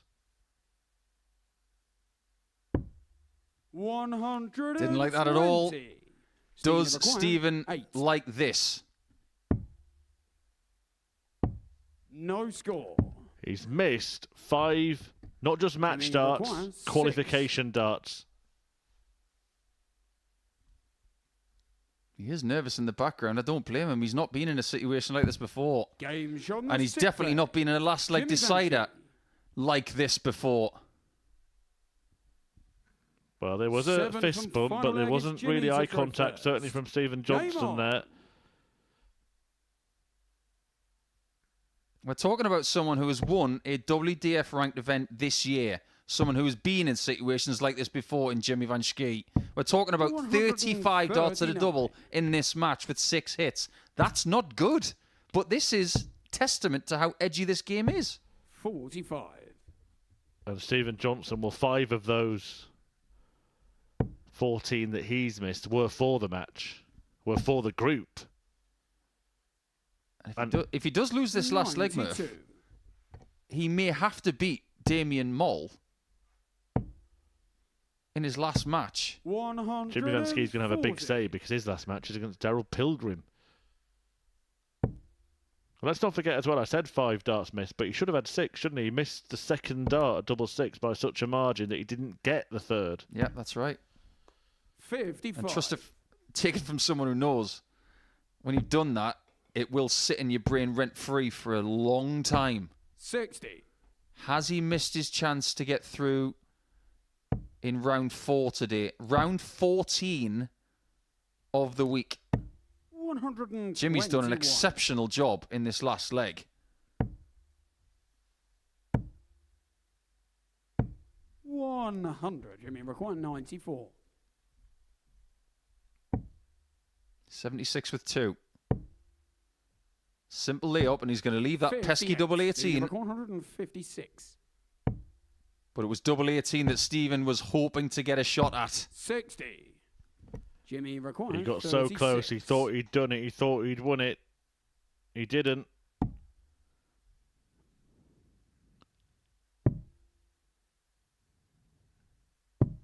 And he won't. Shot on the match. Jimmy Van Schie. Simple handshake in the end and a rapid exit for Stephen Johnston, who put his heart and soul into that darting duel but comes out on the wrong end. And Jimmy Van Schie was very happy with what he managed to do in that game. He's beaten the league leader and he's kept the race running. Stephen Johnston pegged back and Daryl Pilgrim could still catch him. The final round of fixtures will see Pilgrim take on Van Schie. Johnston will play the final match against Damien Moll and may have to win it to qualify. Before we get in to that last round of fixtures, Moll and Reese Colley will go head-to-head in Game 12 next.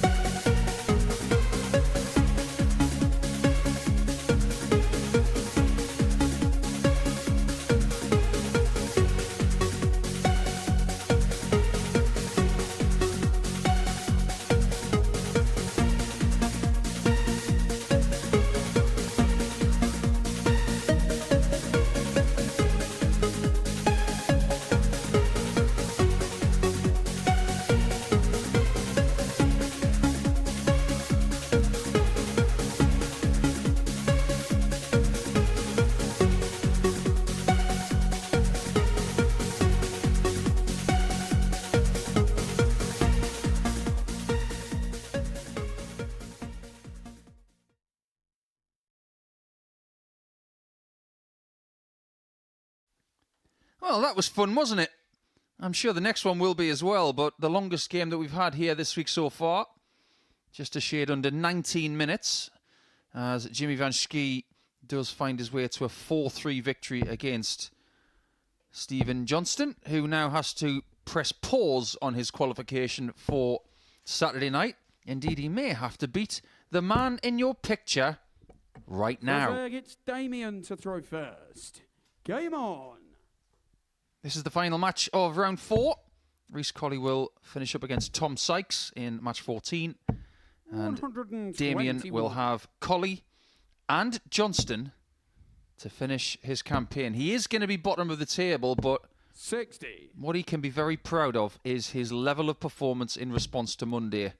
I think Group C is going to be fascinating to see what Damien will bring. 43. Well, I'm just looking forward to a nice friendly game of darts.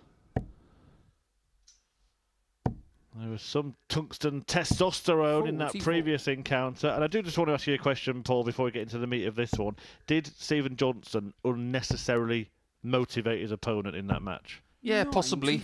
I think sometimes you just got to play your hand a little bit close to your chest, but every now and again, coming from someone who knows, 50. you just can't hide it.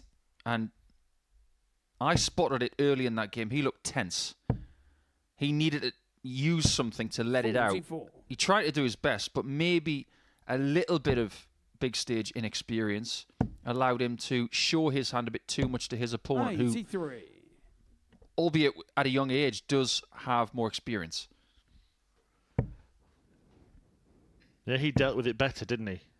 The long and short of it was, he managed that. Look, both players missed darts at double, but Johnson didn't really start missing until he got that Raw back, I would say, until he realised that he'd kind of poked the bear in that game. I think it's fair to say that Jimmy really enjoyed that game. He had the luxury of enjoying it, whereas Stephen was all about trying to get the result.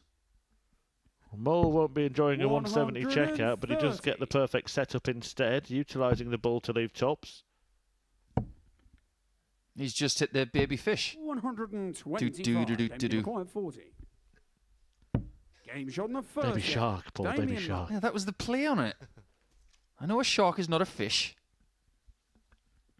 Second leg, it's Reese to throw first. I'm with you, though, what you said at the start of the match. I think that Damien will cause trouble and will go close to qualifying if he doesn't 44. qualify. In Group C. Remember, the action resumes 1 p.m. on the Modus Super Series YouTube channel tomorrow. Mole, Colley and Van Schie joining Nick Fulwell, Dave Ladley and Matt Cast in Group C. You know, if you look at Damien's name backwards, 85. you get a Scotsman who is not angry. His name ad. Very good. I'm just looking at the darts there of Reece Colley. It looks like the back end has been changed. He's been for a pit stop and done some work. 140. Yeah, different coloured flights, different coloured stems. Constructively, they do look the same. So he's obviously not too bothered about the colours he uses. 35. Let's face it, it fits his profile. He is chaotic. 62. Damien This game is a bit chaotic as well. Second time we've seen somebody leave 170. This time it's Reese's turn, and he will get a look at it. 44. Race you require 170. Moll is the only player today not to get a win. And there's that dart that he's trying to eradicate. There is a huge debate raging in our YouTube chat about whether going for the ball when your opponent's not on a finish is the right thing or the wrong thing to do. Going for 2 tops when your opponent is on a finish is certainly the right thing to do. Bigger target, and it proved to be effective there for Mole. Well, before we get onto that, if Damien's going to have a tilted Saturday night and people are going to shout his name, they've got to do the whole Austin Powers thing. Mole. Molly, Molly, Molly, Molly. It's got to be done. It'll catch on. Anyway, with that argument on the chat window, it is statistically the right thing to do to reject the bullseye when your opponent's on a finish of a certain size. That's very true. 135. So yeah, actually, it's not just about when they're not on a finish, it's about how big the finish they are on is, because you will win more legs by laying up than going for the bull when they're on. There is a number, I don't quite know what it is, but if they're on finishes that need 2 trebles and a double. Yeah, I think it's something over 137, something like that. But you get more respect for not going for the bullseye. However, you do that in the last leg decider. You've got your chance to win, you're going to take it. And Damien Mole is taking his chances in this game. This is a blitz at the moment from Mole, who in 5 minutes has won 3 legs. And Reece Colley is dizzy.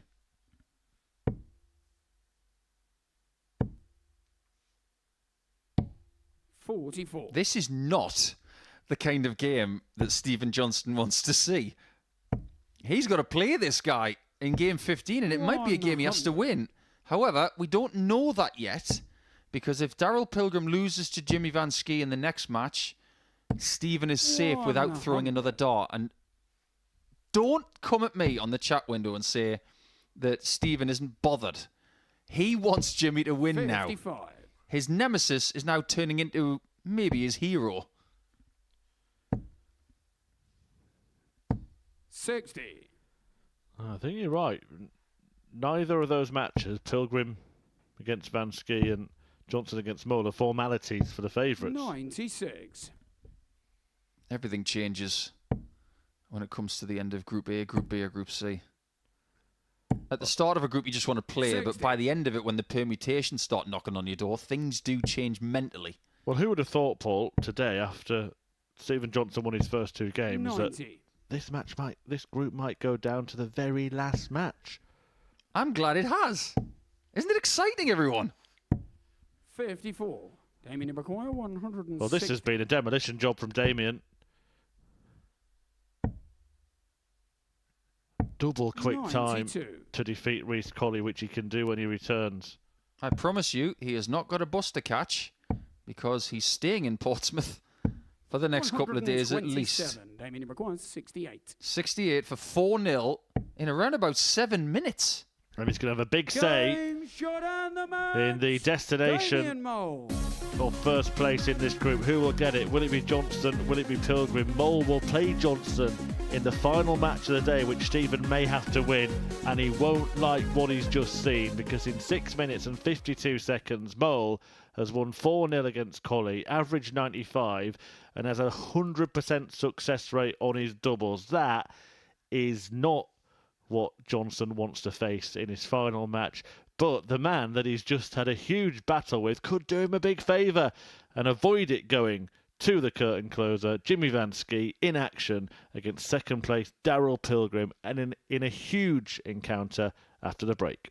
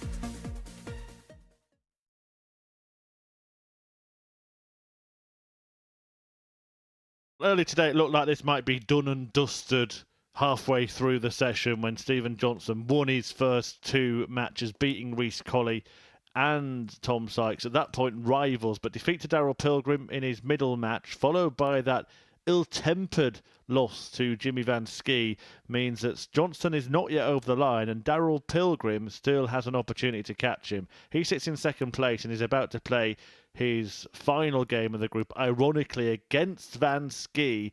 And if Pilgrim wins this match, as you can see, he would go level on points with Johnston, who takes on Damien Mole, who may be bottom of the table, but produced a brilliant performance in the previous match. There is the man who thwarted Stephen Johnston in that vociferous victory last time out, and now he plays Pilgrim, who needs to win to stay in.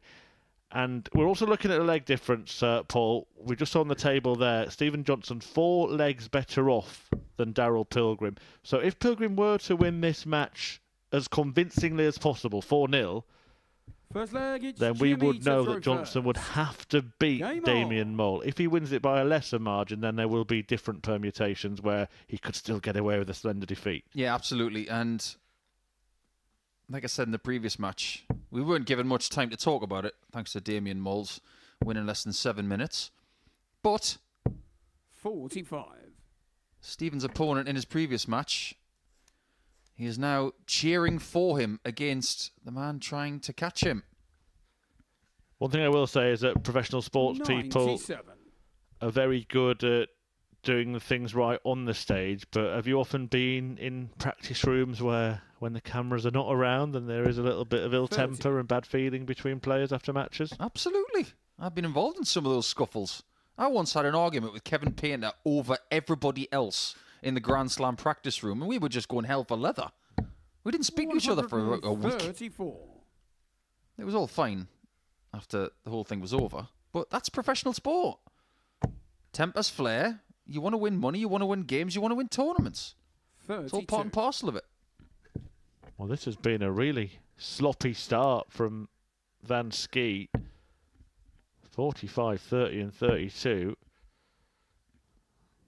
And Stephen Johnson will be 100. thinking, why me, basically? Well, I'm starting to think that Damien winning that game so quickly wasn't good for Jimmy, 180. because he was only given about 10 minutes in between games. 170. Well, that was good for Jimmy, good from Jimmy. He restores order with a maximum, but it might be too late.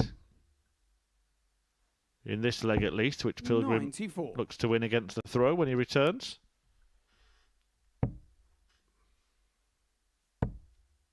There are many sporting examples of things going to the wire. 94. Think Now about some we of the record championship games this 76. week. The likes of Leicester and Leeds. And Everton last night. Ugh. Oh, No score.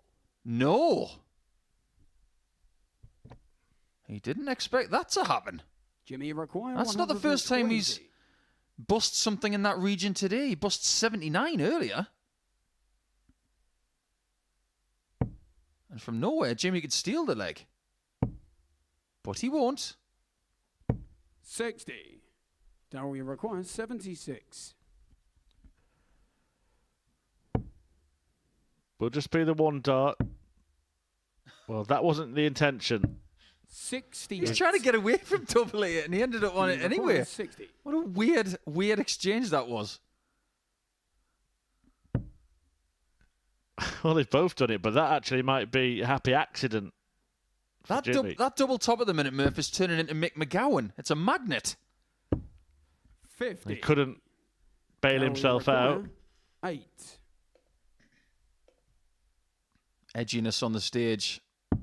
Game shot on the first. Until leg. that moment. Darryl Pilgrim. Taking in 19 darts. That will do. 3 more to go. Second leg send is a bit of a Darryl to throw message. First. Game on. We talked earlier, Murph, about the start of the campaign today for the Scotsman, 45. thinking that maybe the fixture sheet would not work in his favour. We look at it with fresh eyes now, thinking, who do you want to play last? 80. Do you want to play someone who's still fighting for something, or someone who's got a bit of freedom? Damien's got all the freedom in the world to just go up there and play against someone who's already shown that they can buckle a little bit. 180. Well, this could turn into the worst possible scenario for Stephen Johnson, who was pretty much home and hosed, it has to be said. And he could now have 93. to win his last game, otherwise he won't qualify. Remember, that will be the scenario if Pilgrim wins this one 4-0. I've got 2 words for you, or should I say a full name, that should refresh our regular viewers' 81. memories about how hard it is to finish off Group A. John Michael. It was only a couple of weeks ago. 100. He maybe should have won Group A. He didn't. And then he didn't get through in Group B. And didn't take part on the Saturday night. It was eventually won by Bradley Roos. 139. 56 for Pilgrim to double his advantage when he steps back up to the hockey. 58. Tower you require 56. This time he does get the double that he wanted. Doesn't hit the double that he wanted. 47. Or the next one. For a moment there, I'm thinking to myself, doing a double 14 and busted again. Every leg that Jimmy Van Schie wins starts to give Stephen Johnson breathing space. But he hasn't won a leg yet. And he hasn't won 96. a fifth game of a day yet this week. Double 4. Again. 5. Pilgrim misses violently right and left. But he has beaten Daryl Pilgrim, and in fact, both of their fixtures have gone to last leg deciders. 74.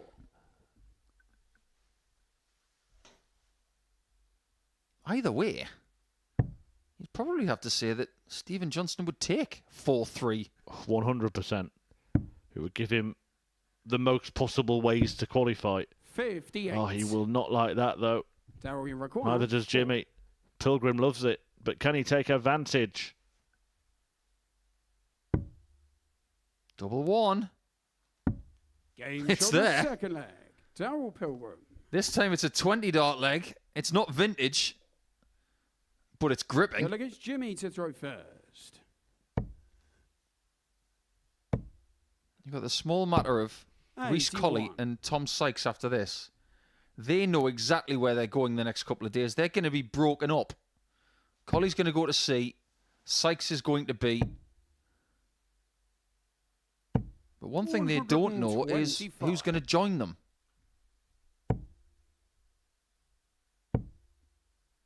In fact, Reece does know, doesn't he? Because 55.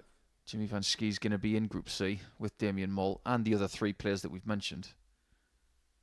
Yeah, it's just that last place in Group B that both Pilgrim and Johnson are trying to avoid. 140. You'll be wise to avoid it with Martin Adams, Paul Hogan and Kurt Parry, the other 3 players in that group. Tom Sykes from this group as well, of course. 81. Yeah, that's what you want at the start of the week. If you can't win Group A, you want to be in B. And they want to try and do what you do, Murph. You want to avoid the C. We don't talk about the fishing trip. 81. Genuinely. This is not an episode of Gavin and Stacey, but we don't talk about Murph's fishing trip. 140. Daryl Pilgrim's not playing particularly well in this game, but he's bossing the match because Van Schie hasn't managed to reproduce a performance of 20 minutes ago. And he has had a habit of missing doubles for the last couple of hours, hasn't he, Van Schie?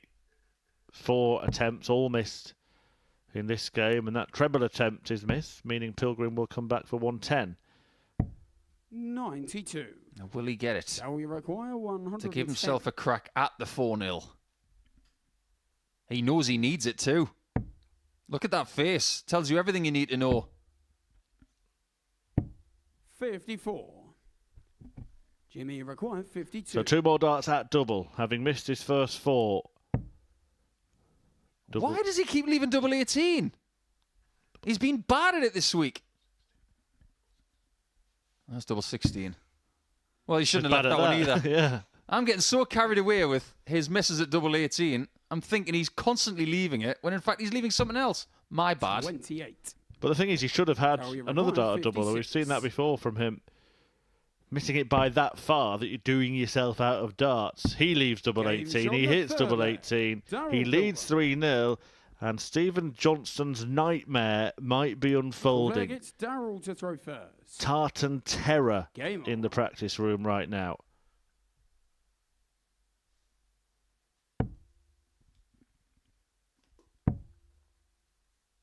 If Daryl pulls this off, he's going to 93. feel like one lucky so-and-so.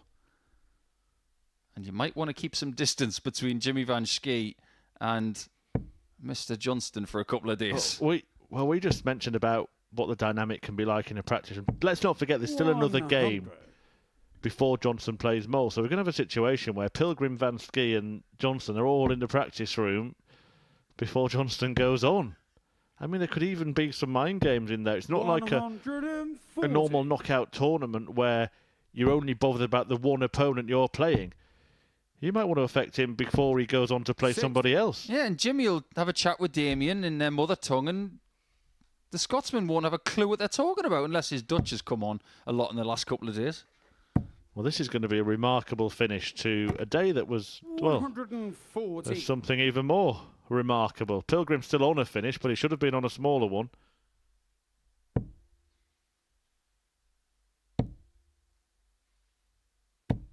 Although this does need 2 treble 19s for tops, and he's already hit 2 treble 19s in the previous visit. Next door neighbour. Another wayward one. He could be just opening the door here. Leg looked one. It's not yet.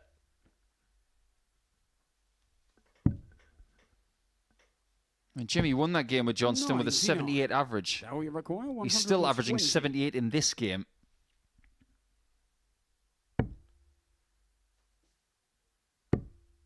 Oh, he went for a couple of bullseyes. That one's a 50-50 call for me as to whether that's the right shot at this point. That's literally what he wanted, Paul. 50-50. 82. Sounded like Tom Hanks in the terminal. 142. If Jimmy were to hit this, you'd probably hear Stephen Johnston celebrate it in the practice room. Now, does he stay on that one? I think he should. Well, you were right. He was right. Double 11. But that went wrong in the end. Is it going wrong for Stephen Johnson? Daryl Pilgrim could force him to beat Damien Moult if he can clean this up. Double 8. 30. Jimmy required 2 missed 22. darts for a vital scoreline.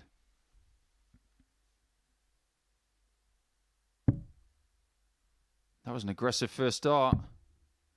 How's his double 4? Oh, right on the wire twice. They're not bad darts. 8. They weren't badly thrown. They just missed. Didn't go in. And Daryl Pilgrim, write him off at your peril here at the Modus Super Series. He's done his job. He's asked the question and he has forced Stephen Johnson into providing the answer, because the last couple of matches involving Jimmy Van Schie have turned everything around. He beat Johnson 4-3 and now has lost 4-0 to Pilgrim, who is temporarily, at least, top of the table, meaning that Johnston, who's held that position all week, must beat Damien Moult in the last match of the day. Stay with us, but before that, Colley is going to take on Tom Sykes.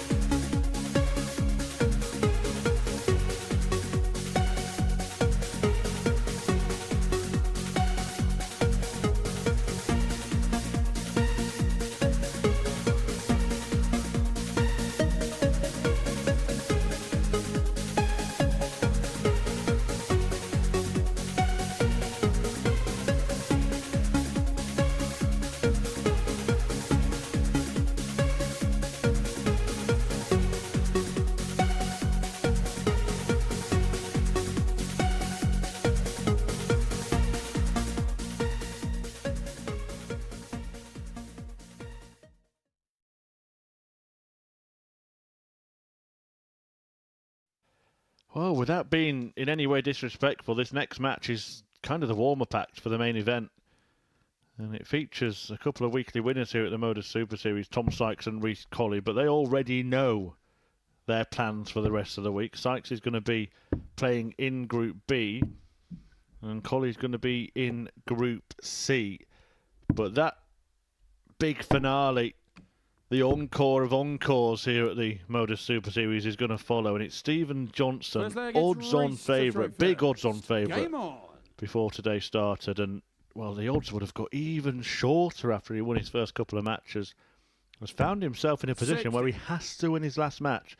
That's against Damien Mole next. Before that, Sykes and Colley will close their campaigns against each other and won't meet again until Saturday at the earliest. 57. I don't think Dame Vera Lynn sang about that. Well, we'll meet again on Saturday. 25. Do know where, do know when. And they know how, because it would mean qualifying from their secondary group. I can see that happening. 28. But one thing that really has to change for that to take place is Colley maybe finding a bit more 99. of a lucrative nature in the 60 department. He just seems to have lost it since Monday. And what he has got over the next couple of days that Tom does not is 2 extra games to get some sort of positivity. Maybe a little bit of extra wiggle room. However, 80. in Group C, as a lot of you know, there's only 2 spots available from a 6-participant group, whereas Tom will have 3 spots 44. available from a 5-participant group.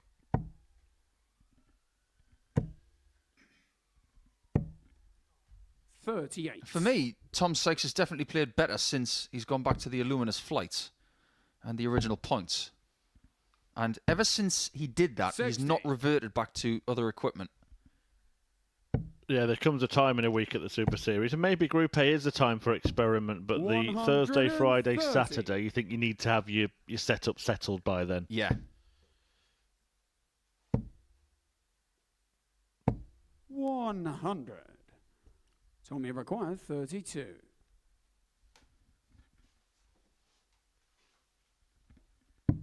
Game shot in the first leg. Looks settled in this game. Now, if we started the group from scratch right now, Murph, Second leg, it's who do you Tom think to would throw win it? first. Oh, yeah. But they're all in this mindset they're in now. I mean, Exactly. I'm looking at Tom Sykes thinking he's looking authoritative. 58. Pilgrim is getting results, but he's still not Darryl Pilgrim of 2023 for me yet. not at all. He averaged 80 in that previous game. 31. Yes, he averaged 94 in a defeat to Sykes in Game 10. Do you know what I'm going to say? Probably Damien Mole, who's bottom. It's not a bad shout. 100. That's why I think he might be one of the best players in Group C. Well, he beat Colley 4-0 in his last game. In fact, we didn't 59. have any 4-0s until Game 12. We've had 4-0s in both Games 12 and 13. That was after that remarkable 58. gripping match between Van Schie and Johnson, which actually was the longest match we've had in this group, of a match that was over 18 minutes in length. 140. I'm going to say something really weird right now, but I stand by it. It was the worst game of the day, but it was also the best game of the day. 140. Yeah, and I totally get where you're coming from. I'm sure all our viewers do as well. What do we think then? Let us know in the chat. The big match coming 97. next. Stephen Johnstone must win 145. against Damien Mole, or it will be Darryl Pilgrim who wins the group. Will Johnstone do it? Let us know your thoughts. 120. That's how you get 120 with 74. 2 bulls. Unfortunately, he didn't want 2 bulls. Okay, so 27 off that leaves 47. That leaves double 13. There is no way in God's green earth he was hoping to leave double 13, but it's Game worked. shot in the second Well done, leg. Reese. You've just Reece sipped from the Colley. cup of very, very strange checkouts. Well, there will be The no ladies race tension to in throw this game. The first. pair of them are just out to enjoy it, play the best game, and have a bit of fun. And Tom Sykes is laughing his head off. well, they are having fun, aren't they? 100. But the game that follows is going to be a totally different dynamic. Well, when you consider the experience that these two have got, yeah, they've taken their foot off the pedal. They can just play really good darts now and have a crack at each other. Sykes has beaten Colley the last couple of days. 95. You'd like to get one back on him. Well, ask the viewers what they think. What do you think, Paul? Do you think Johnston can do it, or do you think that Mole is going to end a sorry end to the day for Stephen? Well, the last time you asked me a direct question about a Johnston opponent, I said Pilgrim would beat him, and Pilgrim 44. did. I then said I still think Johnston will win the group. Having said that, we've had more information since then. 58. I make Damien Mull favourite for that game. Well, let's not forget there have been 2 twists since then. So Pilgrim did beat Johnston, indeed he did, but he did lose his next game to Tom Sykes, which meant that Stephen Johnston remained a strong favourite. He then goes down 4-3 to Van Schie in that unforgettable, dramatic match. And Pilgrim beats the same opponent 4-0, putting Johnston in a position where only a win will do. 140. Tommy Racoy, 160. Cannot wait for this next game. Just take this out, Tom. Come on. Get out of the way, you two. 51. Slightly disrespectful, isn't it? 80. Who's meant in the kindest, but I don't think they can wait. I think they'll stay around and watch it, don't you? Oh, absolutely. They want to see what happens. I do really want to sit and watch 32. Reece Colley and Tom Sykes for the next couple of 65. days. What we should do is sit them in our social media area, Game shot whoever number wins this 30. game, because Tom's now Tom 2-1 up, Sykes. and just have a camera on these two and see what their reactions are to what happens. Stick him in the Well, comms it's box. I'll Tom's happily address. shut up and just watch Game it. on. Now, what we need to get for the final game is a Scottish commentator and a Dutch commentator. 90. We're starting to get some traction in the YouTube chat. There'll be a nervy first leg. Fair point from Nigel. He's saying that maybe the first leg could be everything to Stephen Johnston in that game. He's got the throw. If he's broken in the first leg, 60. then that's going to be difficult to recover from. But if he holds, he could grow in stature, grow in strength, and get the job done. I have something to say about this, and 85. no matter what happens, I'm going to stand by it in this moment. I think if Stephen Johnston wins that match, he could be 60. box office for Saturday night. However, if he loses against Mull, I'm not sure he's going to make it. Yeah, and that is the point as well, isn't it? There was a time when a lot of players used to say, 134. I'd rather play Group B. I want to play and keeping my arm in, but gone are those days. First of all, there's a big bonus check for winning Group A, but secondly, it is so difficult 82. to get through Group B. 112. Can I just tip my hat to Tom Sykes, because he's just done something that I think is elite. 283 going for 19s is the right thing to do. 76. You get 100. 133, you leave 150, which is 2 treble 19s, double 18. You get those 3, Game shot then you leave the number shot he 4. had, but he missed it. Reece Colley. And Reece Colley takes 100 out for 2-2. Great passage of play. And we've got a game where nobody's missing Game. doubles. Mull has nothing to lose, a comment in the chat. That's fair, and he's played well 77. today. Johnston will get it done, says Alan. Tim says Johnston gets it done in leg 7. Oh, I 57. like that. Mull 4-2. You're all getting involved. You're all looking forward to it, and we are as well. I'm not sure how much Stephen Johnston will be looking forward to it. But let's just put the positive spin on it from his perspective. It's in his hands. It is in his 95. hands. And these are the kind of games where you can grow as a player. You come through this kind of challenge 40. and you will feel 10 feet tall. You'll be looking down on Jimmy Van Schie.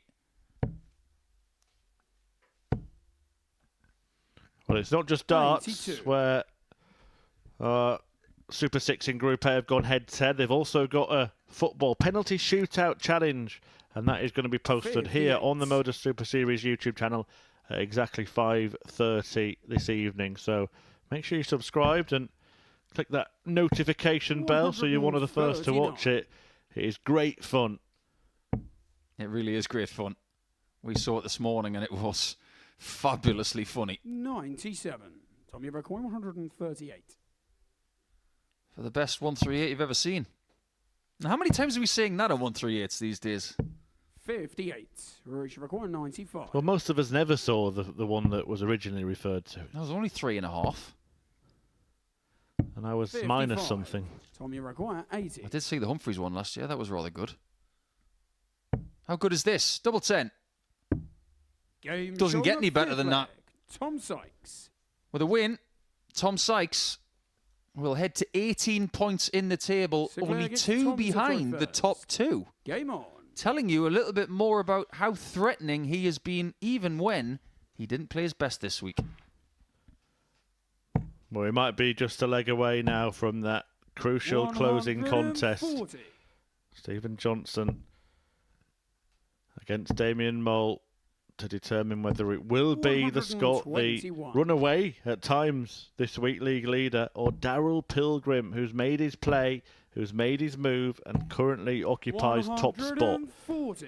Quick reminder, the pair of them have 20 points, but Stephen Johnson 85. has the game in hand, has it in his hands, but also has an awful lot of scar tissue from today. But what would you rather have? Would you rather be the person 140. sitting down and waiting, or would you rather be the person with the darts in your hand without the experience of doing it before? 85. That's just Tommy another record spin on that. 81. But 81 points separate us from the build-up to that final match, and double 12 gives Tom Sykes an 11-dart finish. Tom Sykes. So he will be in 3rd position in the table, and Rhys Colley is going to finish in 5th. Great respect between those two. And over the last 3 days, Tom Sykes has had Rhys Colley in his pocket. He's beaten him 3 times, and that acceleration towards the end, and he remained perfect like Rhys did on the doubles. It's 100% for them both, but Tom Sykes, just like Damien Mole in Game 12, is 4 from 4. We say goodbye to him for now. We'll see you tomorrow night. As for Rhys, we'll see you tomorrow afternoon. We'll see everybody else for the next match, which is the clincher after this.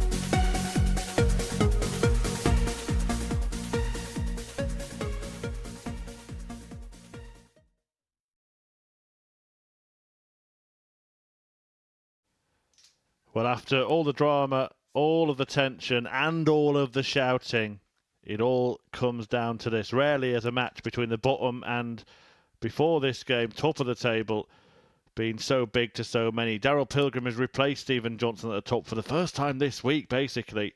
And Johnson now has to win this game, or it will be Pilgrim who qualifies for finals night by winning this group. And that would be the ultimate heartbreak for Stephen Johnson, who's led the way after winning 4 out of 5 matches on both of Monday and Tuesday. And when he won his first 2 matches today, the pre-day odds of 1-5 would have gone even shorter. Even more so when Daryl Pilgrim was beaten by Tom Sykes a little bit earlier on. But Johnson then went down to Jimmy Van Schie in a bad-blooded affair and now has to beat the other Dutchman in the group. And Damien Mole, although he's only won 1 match today, he's not the kind of opponent that you'd want to be playing in this scenario, is he, Paul Nicholson? Not at all. And the daily numbers 58. tell you everything you need to know. I know that averages this week have been somewhat fib-like, 97. but when they're this far apart, they can't be ignored. For the day, Stephen Johnson is 84.88. 125. Damien, 93.67 for the day, and he's only got 1 win. Go figure. Yeah, I still think he's going to have a big say in this week. I think he's going to be a real contender in Group C. But Stephen Johnson, I mean, this could be huge. A lot of the time, and there used to be a time at the Super Series, and certainly in the earlier days when you would just assume that whoever finished second in Group A would get through Group B, but that's not the case. If Stephen Johnson falls into Group 58. B, he falls into it with Tom Sykes, who's excellent and has shown that excellence at times in this group. Kurt Parry, former champion of champions, 100. Paul Hogan and Martin Adams, who are 2 of the most experienced operators in this game. 96. Stephen record 158. Here we go. First check out of the final match. And Damien needs 2 treble 20s as well, now that Stephen hasn't got them. Trying to make sure he keeps his wits about him here, doesn't make any unnecessary mistakes. 98. Damien require 160. Sets up. Uh-oh. Uh-oh. First one was brilliant, second one wasn't. 125. Third one does land 160. in the same treble, but it's 1 dart at tops Game for shot Stephen the Johnson. first He wishes he was doing that a little bit earlier, but someone in our YouTube chat made the point that it could all be about the first leg. If that gets twitchy, if that gets nervy, then that could set the scene. It's the opposite, a settler for Stephen.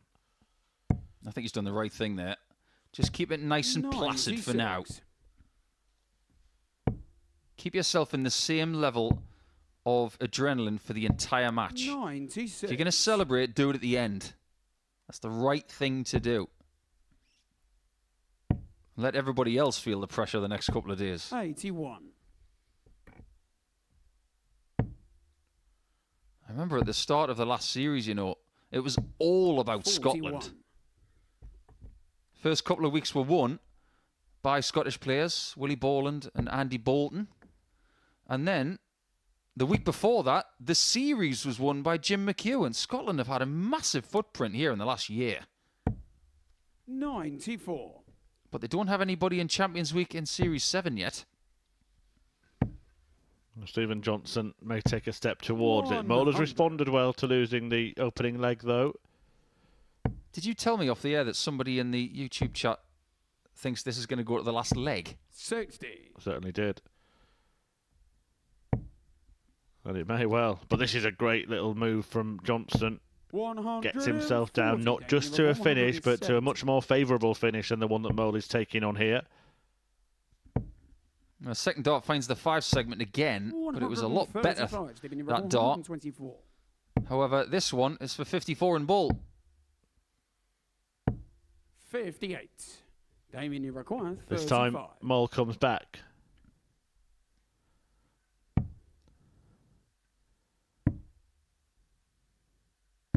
Game shot on the And he second. denies Johnson a Damien chance Mole. at the 66. He's so ice cold, isn't he, Damien Mull? I'm really Delegate starting to Stevens grow reverse. to his game, Game and on. I love watching him play it. You trying to break him down is like trying to break down an ice wall with your own breath. 45. It's just not going to happen. Might want to cut his arm open and see if he's part Terminator. 22. Opening for Johnson, who didn't start this leg well himself, but will be very pleased to see that Mole followed 58. suit. And the smaller the race, the shorter the race to the finish, the more tension 60. will be evident. It's an awkward position, I think, for players like Damien Mole when they find themselves kind of into bat for somebody else. 60. Obviously always going to play the game just to win for themselves, but they know that they're kind of the side story in the bigger narrative. Yeah, well, let me tell you a quick story, 59. as we are at the start of leg number 3 here. Q School 2017, I'd already qualified to get my tour card back. And that was through points accumulation in the first 3 days. I made the final of day 4 and was playing against a young fella I knew pretty well in Brian de Hoog of the Netherlands. He needed to win that final to get his card. I didn't. I didn't care. I beat him anyway. And I thought, when I walked into that room that day, I said I want to break as many hearts as possible, because you never know when those people would do it to you. That's the attitude that Damien's got to have here. And of course, even more so at the Super Series, because they could meet again on Saturday, couldn't they? Exactly. 60. Damien Iroquois, 150. But he gets a chance here to break not just the throw, but the heart of Stephen Johnson. Damien Has he Mole. broken his spirit with that fabulous 3-figure finish? That was a sensational checkout. The rhythm, the positioning of every dart right there was so good.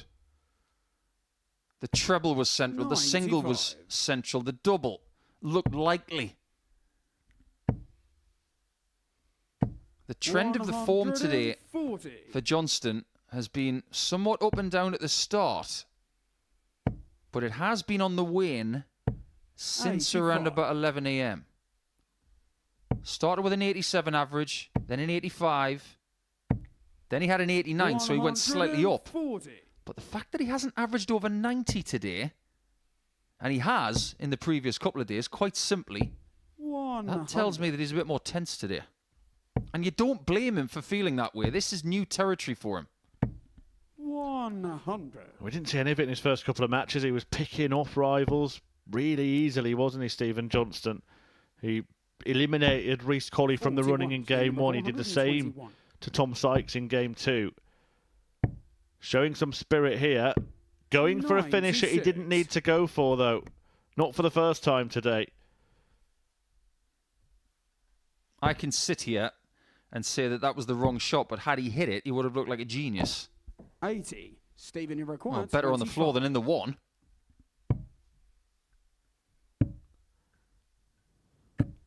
Nine. Well, now he doesn't look like a genius, does he? Because he should have had 3 darts at the outer ring. And Damien Mole only needs 1. And Darryl Pilgrim only needs 1 leg to come from Mole to leave Stephen Johnson absolutely floored. And the bigger the fall, the more it hurts. And let's not forget, Stephen Johnson at the start of today was a 1-5 favourite to win this group. Yeah, can't be forgotten. But you look at the demeanour of the two players. It means a lot to Stephen to win this match. Damien doesn't give a hit. He genuinely doesn't. 140. He's just playing a game of darts and he wants to win. He's got no pressure on his shoulders at all. He might as well be carrying 2 feathers on his shoulders, when in fact Stephen's carrying 2 anvils. And that pressure is only going to increase as he now has no margin for mistake.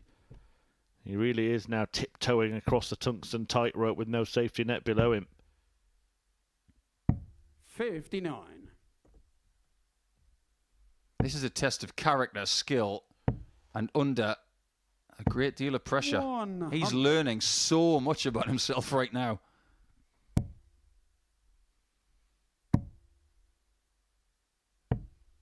129. Stephen, you reckon 106?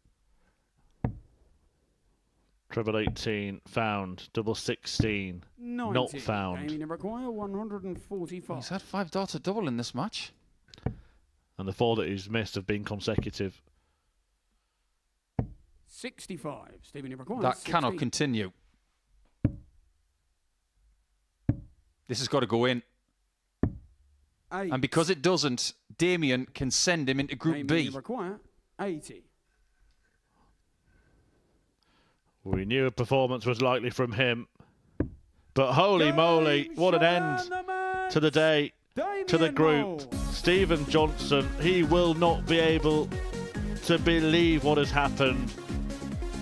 From basically being at the checkered flag, the engine stalled, the wheels came off, and Daryl Pilgrim was allowed to pass. Mole wins the last match, but the story doesn't involve him. It's Stephen Johnson who somehow has let slip that lead and ended up in second place. And it is Daryl Pilgrim who makes finals night by winning Group A. And we will hear from Mr. P, who must have been through his own roller coaster today, after this short break.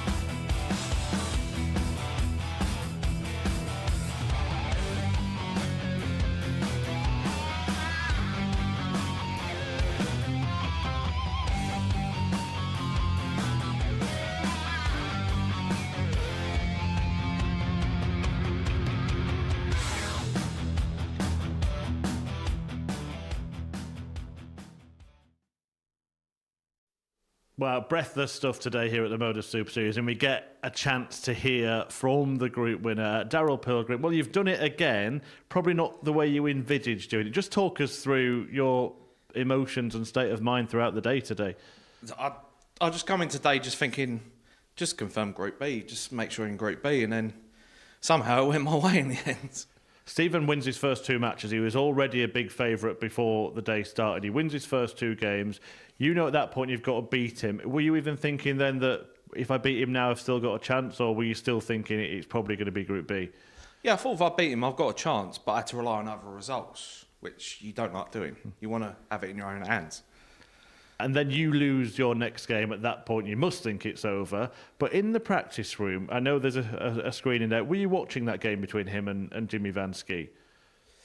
Yeah, you watch it. I was like, come on, Jimmy, come on. Just to give me a chance. Just to give me that chance. He goes 2-0 up in that game. I'm not sure if you're aware or not. He let out a huge roar. It was almost like he thought that was the moment he'd done it, he got it. And Jimmy kind of then suddenly sprung into life. It motivated him a little bit. And for you guys in the practice room, particularly the player in your position, that must have been yeah, go on, you have this kind of battle. I'll sit and enjoy it.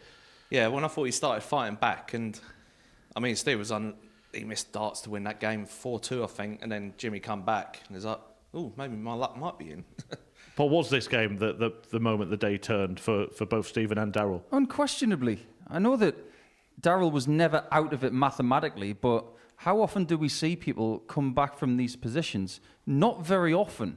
But interestingly, Daryl and I just speaking off air there, he was due a bit of fortune. Considering what's happened to you over the last, let's say, 18 months, where you've put in massive numbers and come out on the wrong side of things, is it about time that you got a little bit of fortune coming your way? Yeah, I feel like it, definitely, yeah. I mean, it was Andy, so some people missed doubles. I took out some good checkouts. Damien took out some good checkouts in that last game to win. So yeah, finally a little bit of luck went my way.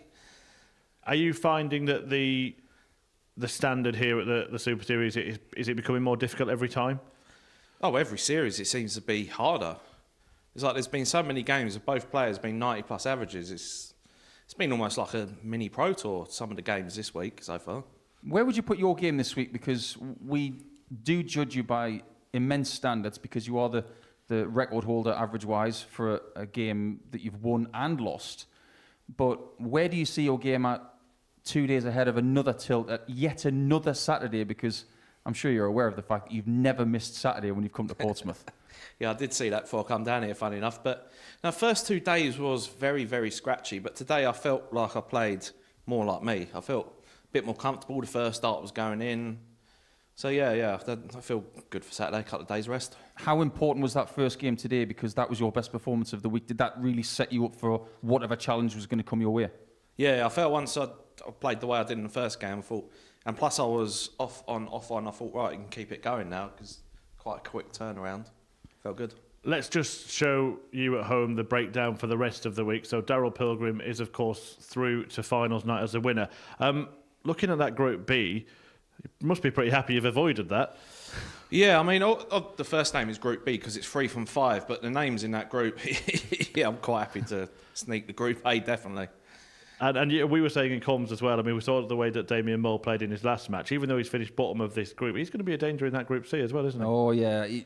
We'll look at his numbers in detail tomorrow, but I'm sure there was a feeling in the practice room by Daryl and all the other guys that we're glad he had a really bad Monday, because he was a thorn in a lot of people's sides over the last 48 hours. I think he's going to cause all sorts of problems in Group C.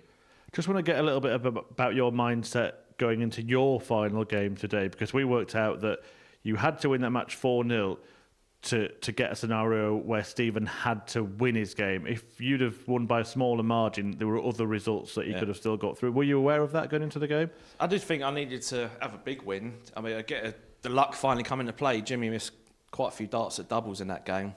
But once I won 4-0, I thought, well, I've got a decent chance here. Never know. And do you get the sense, and you can answer this as well, Paul, if you like, but both of you, do you get the sense when an opponent's under pressure and you feel that you're piling the pressure on their shoulders? Yeah, sometimes you can feel it. You know, if you start scoring well and then, you know, they're under... It's the same as any other game, really, to be honest, that sort of thing. I think when you're playing someone and they maybe don't have a massive amount of experience on big stages, you can sense when they're really under pressure. The experienced guys like Daryl, like some others like Jim McEwen on the stage here at the Super Series, the former series champions, of course, like Whitehead and Littler and others, they are able to hide that feeling of pressure better. It just feels as if the man from Scotland today wasn't able to do that. What's the atmosphere like when you've just won 4-0 to put that pressure on a player who's playing a final game, yet you're both in the practice room while there's another game going on? Yeah, it was a little quiet, and then I must have been watching that last game. I was just supporting David so much. But yeah, no, the atmosphere's still been good. Yeah, and I suppose you've probably been in that position yourself. It's something that happens regularly where there's a player on stage who's kind of batting for you, even though they're just there to win it for themselves. You know, you all put yourselves in that position, but the important thing is to try and forget it, isn't it, and just focus on winning the match. I mean, it's one of the only times when you're down here. Normally, any other darts, it's straight knockout. You win, you lose. But down there, you end up thinking about, I hope he wins, I hope he loses. And it's just weird. I don't know if you know this, Daryl, but there's a bit of a pattern occurring when it comes to you. You made the Champions Week of Series 1, Series 3, Series 5. This is Series 7, so it seems as if the pattern's going right again. I do actually know. I remember thinking about it when I lost in the semis of Series 6. And I've gone winner, semis, winner, semis, winner, semis. It's like, well, I'll win the next one then. Who knows? But yeah, I know, it's just weird, but... Right, you are through to finals night. Let's just get confirmation of the final standings in the Group A table for this week. So Daryl Pilgrim takes it, level on points with Stephen Johnson. Tom Sykes goes into Group B with him as well. And as we said, Mull finishes bottom, but still all of the players in this group are going to have a chance to make it through to finals night. Just a word on Stephen Johnson, because out of all the players, really, he's the one that's now got to lift himself the most. How does he recover from the blow that he's just experienced? Very, very difficult to do so when you've been so close to winning a Group A situation like that. And if he can find John Michael's phone number somehow and ask him how he felt, he might actually get something from it. But it's going to be a really hard road over the next couple of nights because of the players he's up against, who have got much more experience than he has. But as far as character building is concerned, if he can still make Saturday after that, that'll tell us a lot about him. Final word to you, Daryl. We think in the comms box, the pundits we have here, there will be a point where you go and get a card in the PDC and we don't see you again here at the Super Series for a long time.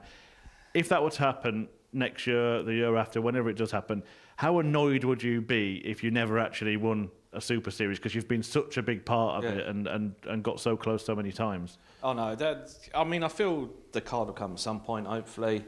But yeah, I would be annoyed if I didn't win one before I went there. I'd love to win one down here. It'd be great. Well, you're through to Saturday night. You've given yourself that chance to get to another Champions Week. Congratulations. Paul, thanks for your time today. Daryl will see you Saturday. Paul will see you tomorrow. We hope to see you tomorrow as well for a double session of darts. And if the groups B and C go anything like Group A, where you do not want to miss it. But in the end, it's Daryl Pilgrim's place at finals night.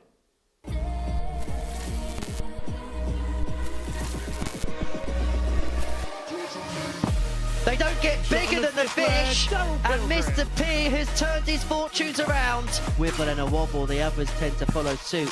Another one of them leaves the bullseye for Daryl Pilgrim. Ball 164. But it can still be done. 224. Bullseye for an act of rescuing. Shot on the 4 flag. To a perfect chagrin from Daryl.